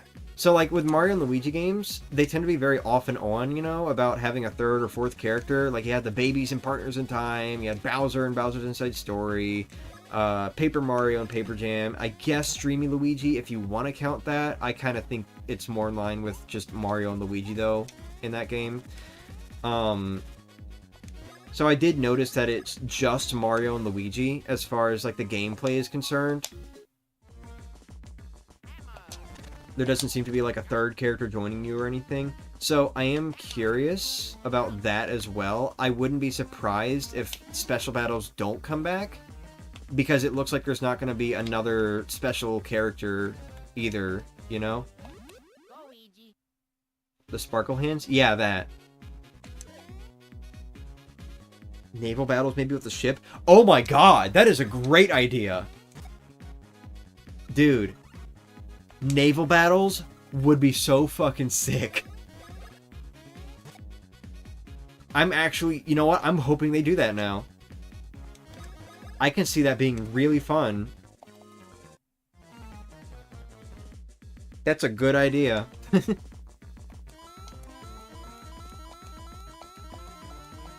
Oop, okay.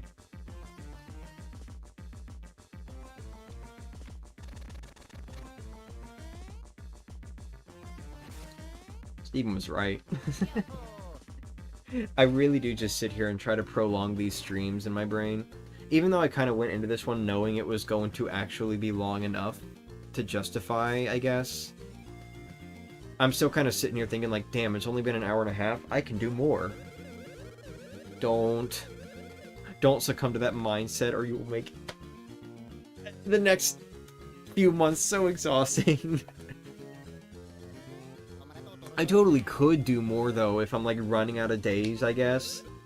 Like if too many things come up to stop me from streaming, but I don't think that'll happen.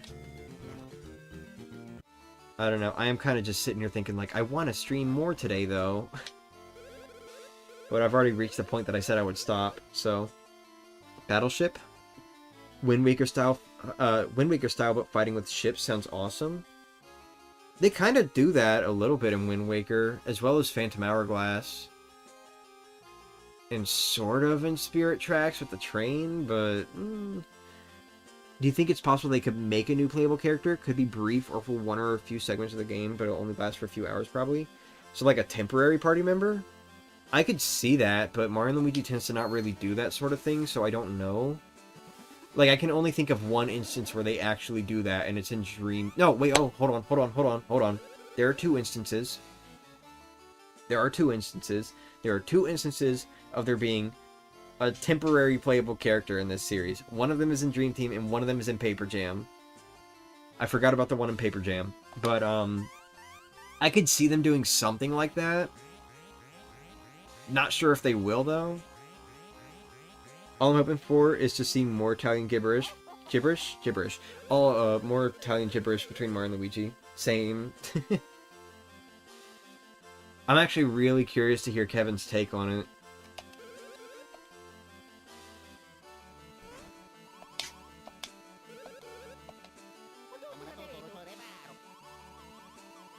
Third character's a Yoshi. There, I said it. Honestly, that's what Paper Jam should have been. I mean, they literally got Paper Mario doing a flutter jump and everything. Should have just not even tried to do a crossover and instead just did something original again. Oh well.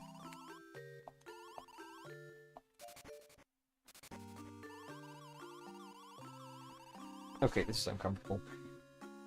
Sorry, I need to get up. Must be the voice of a pure and noble soul. This will be the first instance of there being a star in this series that relates to Princess Peach in some way.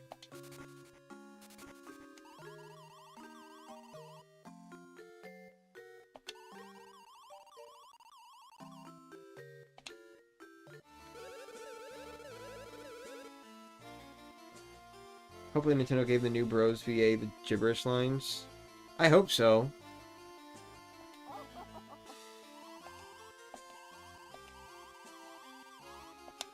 You sure do.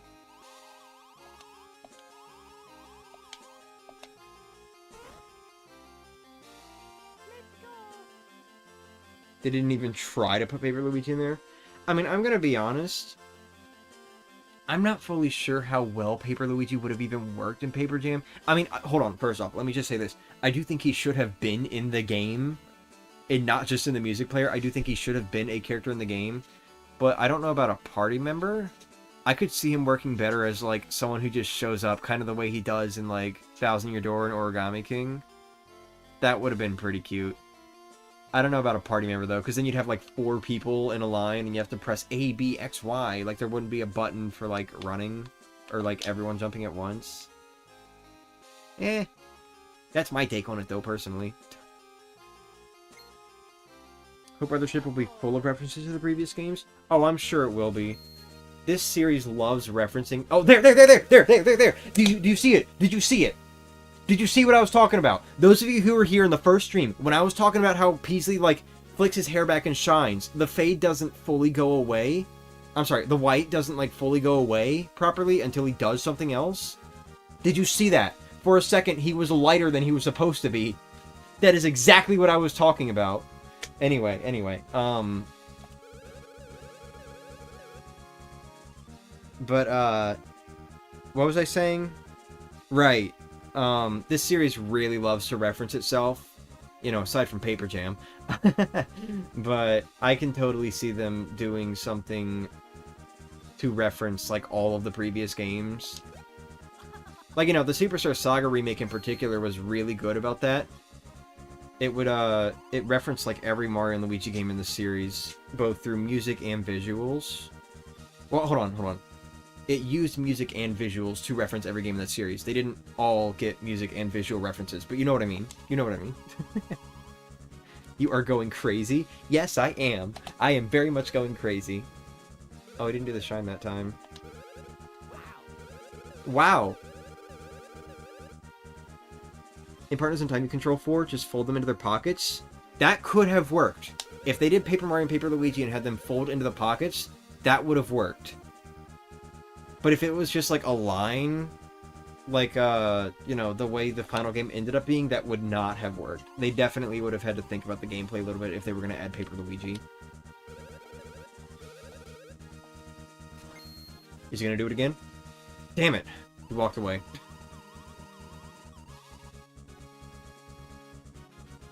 I'm sure they use the X button to make all the bros jump at the same time. Well, yeah, but, like, how would Paper Luigi have jumped individually? Because there are only 4 face buttons, so... Unless Y would have just made both Paper Mario and Paper Luigi jump if they did it in a line like that. So I didn't properly explore Bean Bean Castle last time, so here's like a little garden area. We'll be back here later. There's nothing to find here, by the way.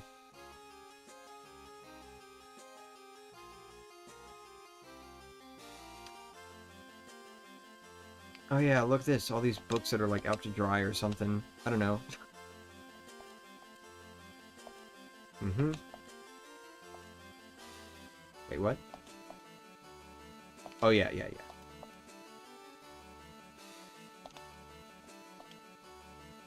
Mm-hmm. Okay. Mash? What do you mean mash? Like mash the Y button twice or something? Paper Mario and Paper Luigi could have been stacked, making them like one. Do they do that though? Like, does the Paper Mario series ever have characters stack up that aren't direct copies of each other? Whatever. Maybe I've just got too much of a one-track mindset regarding Paper Jam's gameplay.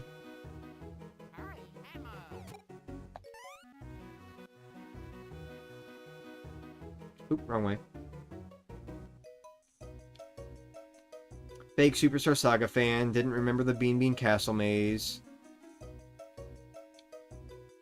SMH my head.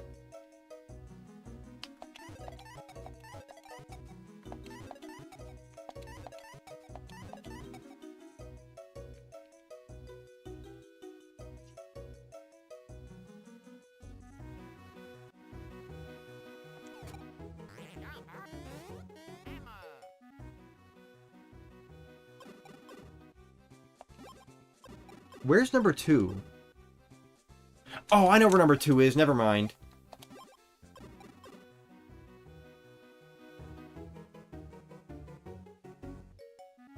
Alright, here's what I was talking about, by the way, regarding the pictures. So, you can come back here at a bunch of different points in the game, and Mario and Luigi will have different poses for taking pictures, and it's only like 50 coins for each bro. So, we're going to be coming back here. Every time we have to come back to Bean Bean Castle Town, we're going to come here and we're going to take pictures again. I don't know the exact points at which it happens, but, you know, it's a few coins. Who cares? Yes, please. Oh, I'm sorry. Never mind. It's 100 coins each. Oh. Okay. Maybe it's a little more expensive than I thought.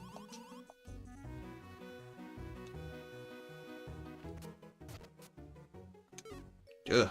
Good lord.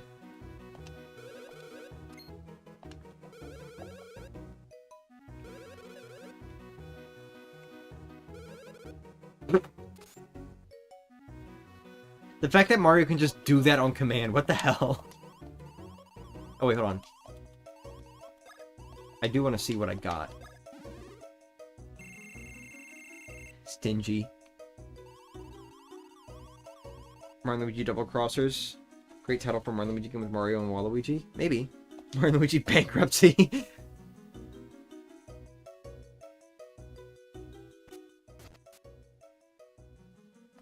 Yeah. So we do have different backgrounds now. Not for long. Shit, I didn't get to see the one on the left. No! Did I even get a good one? No. Just do it again. Who cares? Just sell some of my items.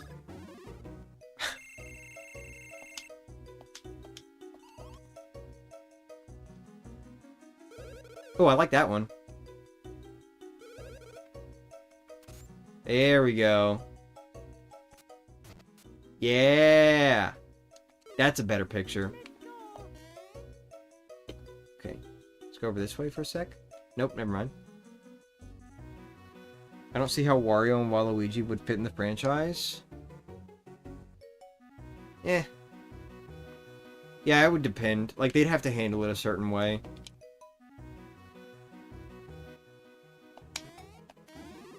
Oh yeah, permanently missable blocks in here, by the way. I think there might be a hidden block, too. Maybe? Unless I'm just misremembering. I don't really care. This isn't 100%, but, you know. Would be nice to have some more Hoobines. Okay, maybe I'm misremembering. Oh well.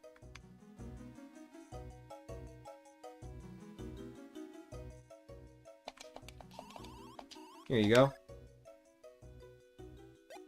I don't need that many mushrooms, dude. Oh, wow, look at that.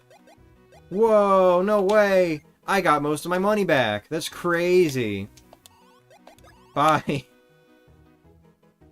No way, taking the pictures was completely inconsequential. Oh, by the way, this guy's interesting.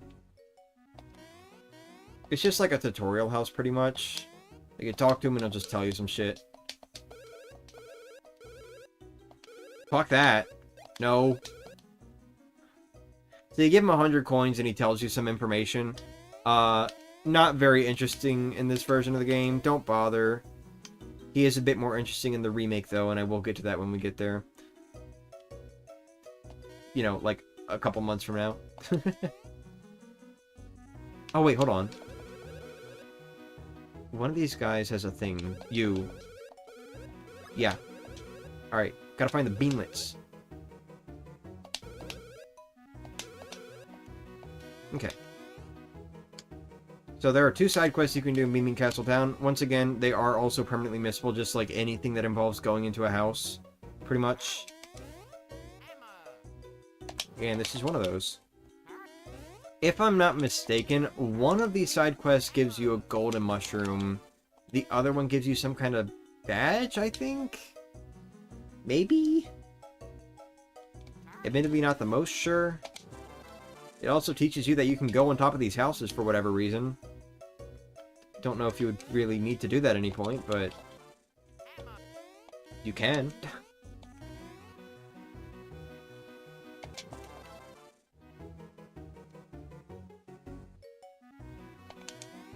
Let me go in here real quick.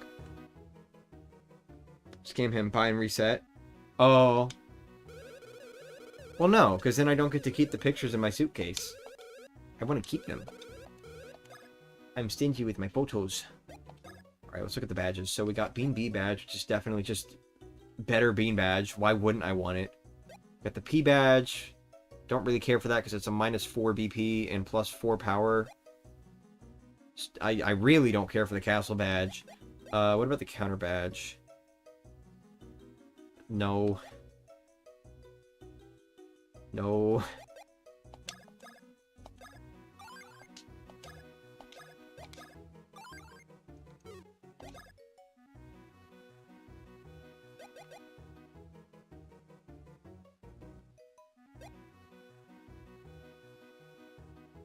Sure. Why not?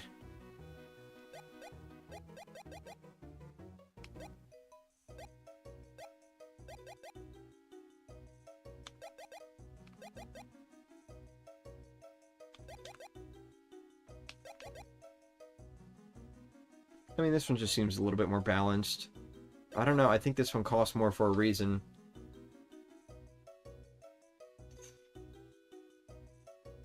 Sure, we'll do the extra defense. I think defense is more valuable to me than HP. It always kind of is. Like, it doesn't really matter how much HP you have. If you have high defense, then, like, you have high defense, you know? You're barely going to be taking any damage. Now, high HP is good, too, but, like, you know. Yeah, let's celebrate. Whoopee. So that's the golden mushroom. What's the other one? Oh, wait, you. Sure.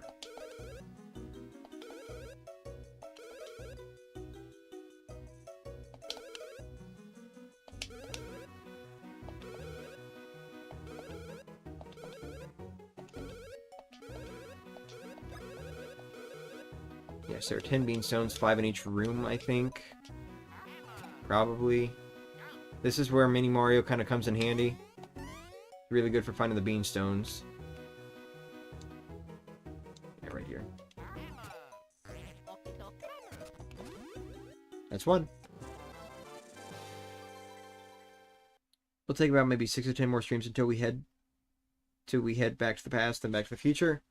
Always Mini Mario ridiculously strong. I do too, generally. But I don't know. Alright, so just to give an idea, by the way, so after this stream, what I have planned... Please actually work. There. Okay, sorry, I was trying to check it off. So after this stream, I have 1, 2, 3, 4, 5, 6, 7, 8. Yeah, I have 8 more streams planned. It's going to be Woohoo University will be the next one. But only half. Sort of. No, it's most of it. But, like, we're going to be stopping after the first major boss there. So it's Woohoo University, and then Oho Oasis, then Teehee Valley, then Little Fungi Town, then Gorhar Lagoon, then the rest of the Beanstar pieces, because those are all super short, then Joke's End, and then Bowser's Castle. That's how I'm going to do it. That's what I got planned for this series. Oh wait, what am I doing?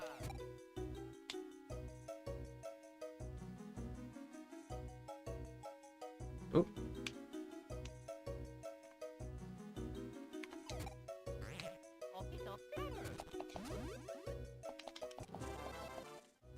For Louis, I made him a tank impenetrable defender. Stopping after a rookie. No, not after rookie. I'm gonna stop a little earlier than that.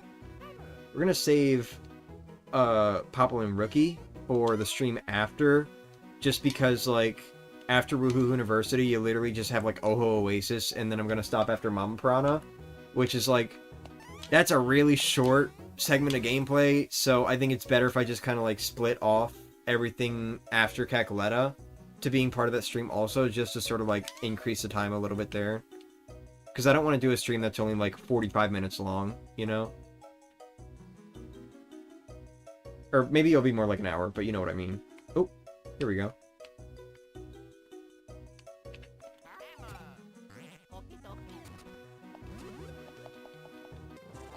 Wish Rookie came back. Me too. Sad that he disappeared.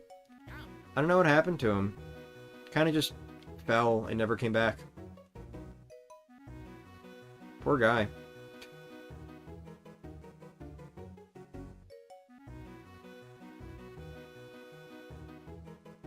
Where are these damn beanstones at? Oh!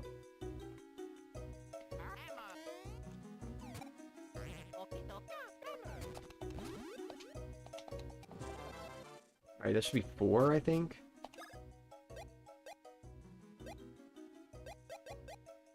Yeah, I got 4.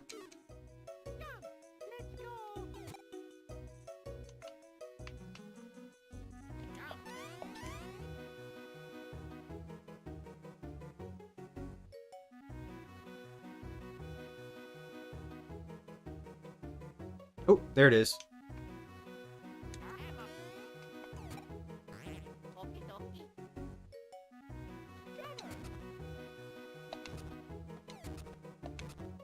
Wait, what? Was I not lined up on it?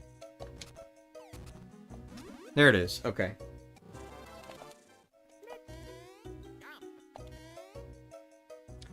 Do you think Popple could come back in Brothership? It's possible. Dude, I'm really hoping that Brothership feels like another big celebration for the series, kinda. Because, like, we got that with Dream Team. That game kind of felt like a celebration of Mario and Luigi. And then we got it again with Superstar Saga's remake. You know, with Mario and Luigi coming back after just kind of being gone, I'm actually really hoping that Brothership just, like, feels like, hey, the Mario and Luigi series is back. Here's all these characters you know and love, you know? Maybe not to the same extent as Dream Team. Like, I wouldn't mind if they toned it down a little. Because Dream Team, like, that game was all about, you know, look, it's all these characters. You recognize them. These are from the Bean Bean Kingdom. These are from, you know, these are like Bowser's Inside Story characters. Even Kylie Koopa from Partners in Time is here, you know? Like, and I did like that a lot, but I don't know if I'd want that a second time. So, you know, they could tone it down, like, a little bit, but I would definitely be down for, like, a bunch of returning characters.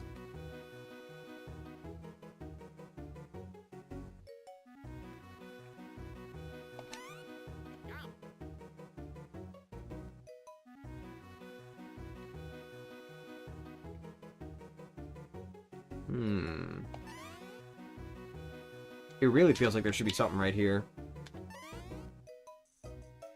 Wait. Just make sure. Okay, I already got that one.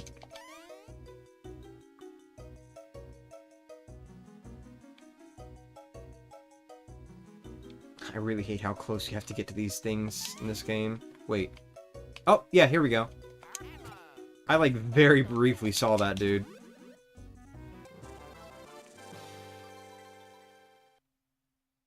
Popple didn't die, did he? That would also be cool.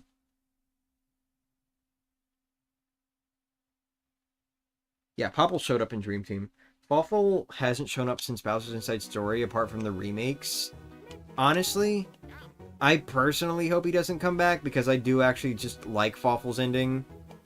Like, I don't see how he could come back, either, unless, I don't know, Mario and Luigi go to, like, the afterlife world, or something like that. I don't know. I mean, he blew himself up, like, completely. So, I don't know. But I was I'm very content with Popple's ending in Bowser's Inside Story. So I don't know if I necessarily want him to come back. But I would be down for, like, Popple or Prince Peasley. You know, one of those characters. My favorite Mario RPG film. Close second is Dimentio. Oh, yeah. When Mario's small. Shut up.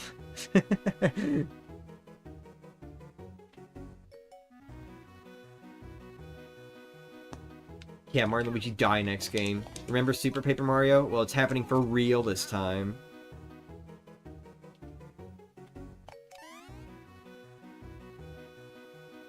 Oh, there it is. Wait, is this the last one? I have not been keeping track. It's kind of funny because I'm sitting here getting this shit that I know I'm, like, never gonna actually use. I'm just drawing it out. 1, 2, 3, 4, 5, 6, 7, 8, 9, 10. That's all 10.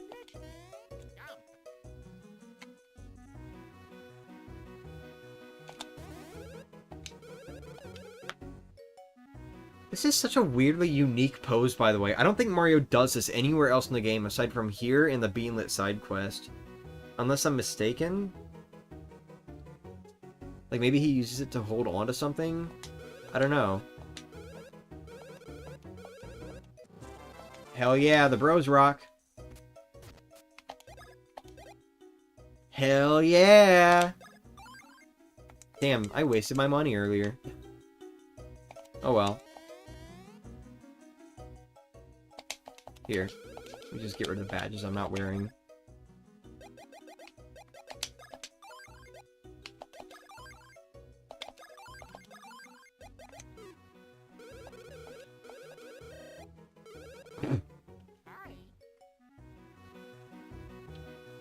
Sentence to the underwear. Ooh. Speaking of sprites, did you grow up watching Super Mario Bros. Z? I did. I did grow up watching Super Mario Bros. Z as well as Heroes of the Stars. That was kind of some stuff I grew up with. Yeah, it's cool. It was cool.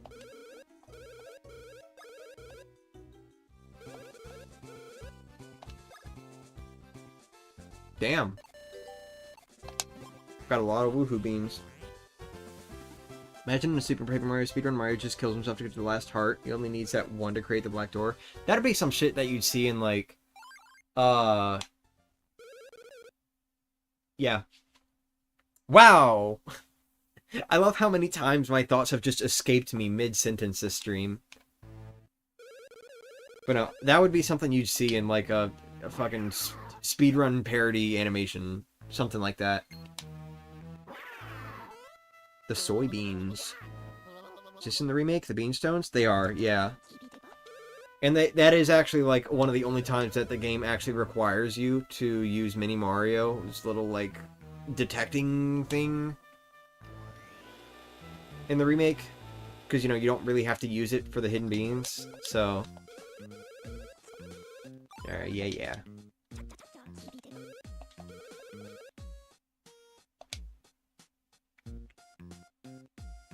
Mechasonic washing the Axum Rangers is so iconic. Oh, for sure. Dude, episode 6 was crazy, man.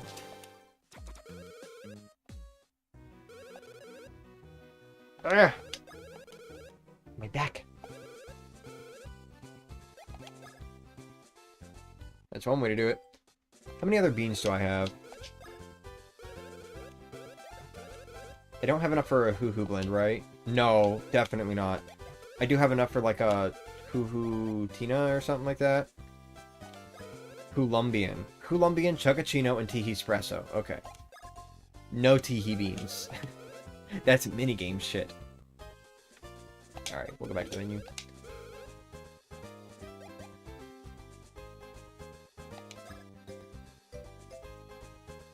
Sure. You know what? We'll make 3 blends today. Hoo-hoo blend, Chuckle blend, and Hoolumbian. I'm sorry, Woohoo blend. Sorry, not Hoo-hoo blend. Woohoo blend. Would love another EGAD appearance outside of Luigi's Mansion. Same, honestly. Dude, he should have been in Mario Kart Tour. They brought so many characters back for Mario Kart Tour and had, like, you know, they always try to pick them to be, like, themed around the tour. When they did the fucking, like, Halloween tour or something like that, and EGAD wasn't a character that they brought back, I was, like, so upset. Why didn't they bring EGAD as a playable character? That would have been sick, dude. And, you know, that was, like, I'm talking, like, first year of the game existing, back in 2019, 2020, something like that. I was really upset that EGAD wasn't added in back then. And then they still didn't. They never brought him back. I think they brought back the Poltergust 4000? That's the rideable cart, right? The rideable cart one, right? Think so.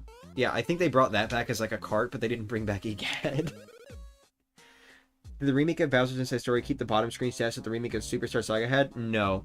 Because Bowser's Inside Story is very top screen, bottom screen heavy.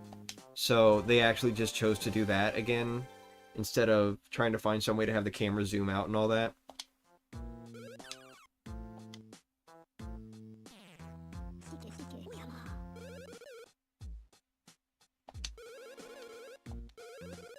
Yeah, just straight up eating the beans. Dude, I don't know if we have any, but like, I mean right now, but like there are these little chocolate coffee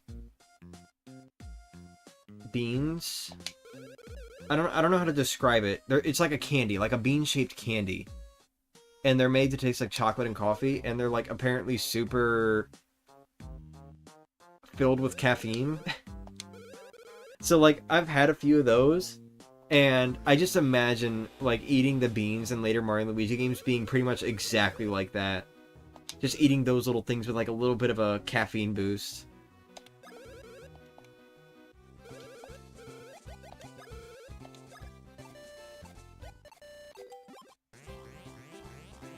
Race your EGAD for next Mario Kart. Hey, Chris. How's it going?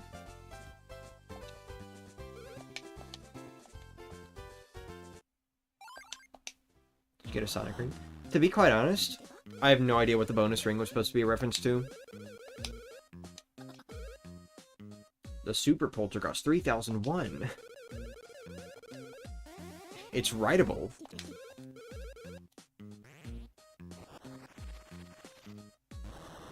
Man, the 4000 is such a downgrade, dude. But no, I do know that originally other characters were meant to make appearances, and so that's why all the items kind of seem like something that are, you know, references to other Nintendo games. You know, then they replaced it with EGAT appearances. But I have no idea what the bonus ring is supposed to be a reference to. Maybe Star Fox? I don't know. There's the Excite Spring. Take a guess what that one is.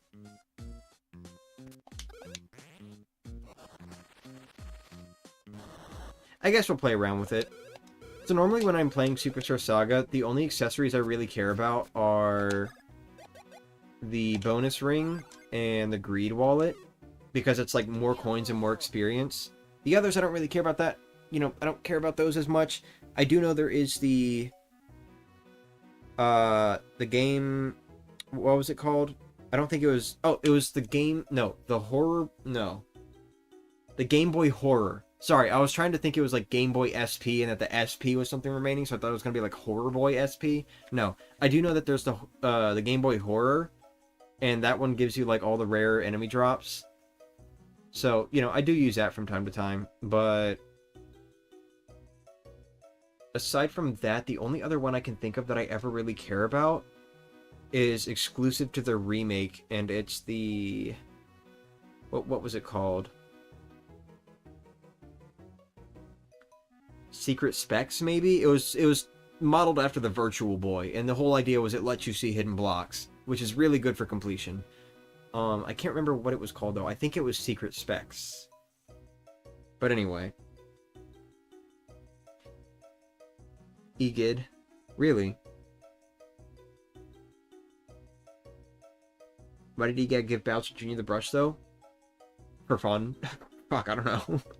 Wish they put in the unused Samus and Link sprites in the remake. Yeah. I honestly wish that the remake just... I don't know. Because we'd be getting rid of all the EGAD cutscenes, and they're kind of funny. But I do wish that the cameos were restored in some way in the remake.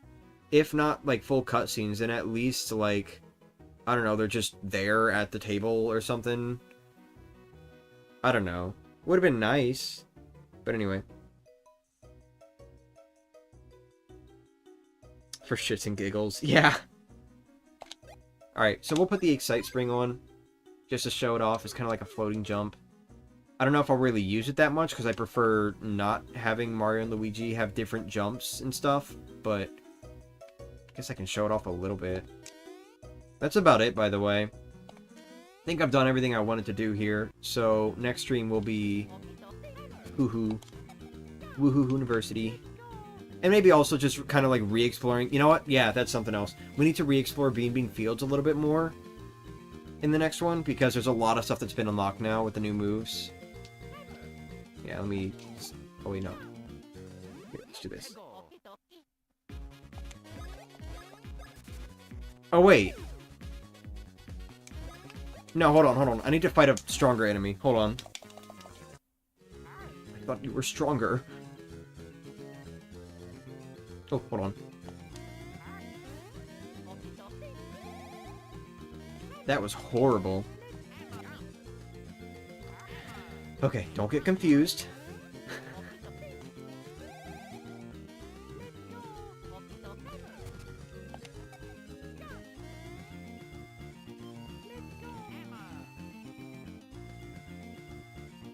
Oh wait, hold on. They tend to put hidden beans in front of these things.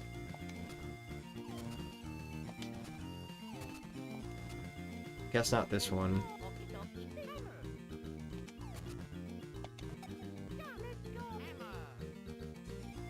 Alright, here we go. We got a Tanumba in this room, so we'll stop here.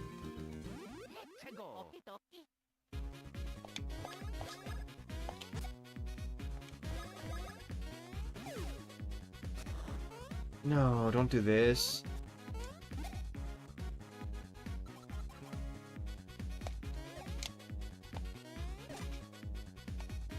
There you go.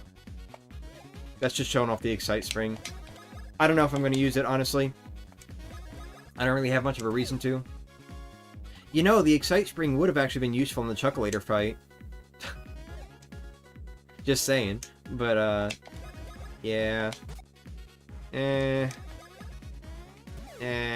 Nah. If I could equip it on both of them, maybe I'd consider it, but I can only do it on one, so it's just uneven. I don't like that.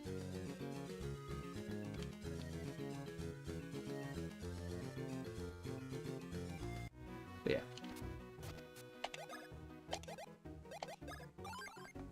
Wait, no! There we go.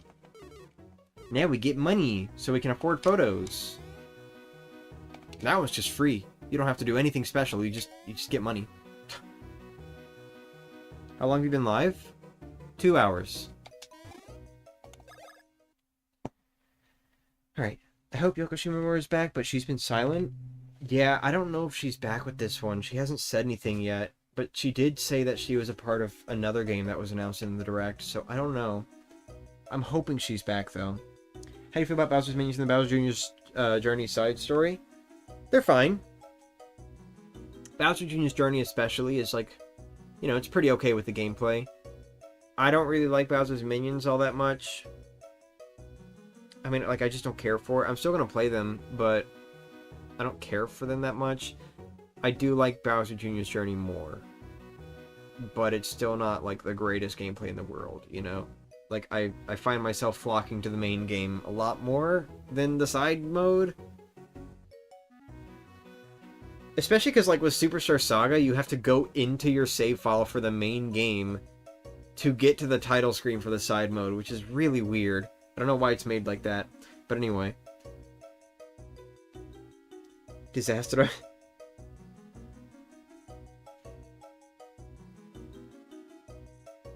Yeah, she was involved in Sparks of Hope, that's true.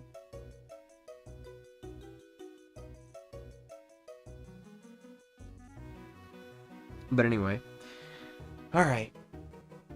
That's all for now. See, told you this would be more of a 2-hour stream. But anyway. Yeah, next time's Woohoo University. We're gonna confront Chacklehuck and explore Bean Bean Fields first. We're exploring Bean Bean Fields first, then we'll confront Chacklehuck. Hee. But yeah. That's all I gotta say. That's all I gotta say. That's it. Thanks for watching. I'll see you tomorrow. I do know I'll be streaming tomorrow. I'll see you tomorrow. Have a great one. Thanks for being here. I really appreciate it. This was a really good stream. Bye!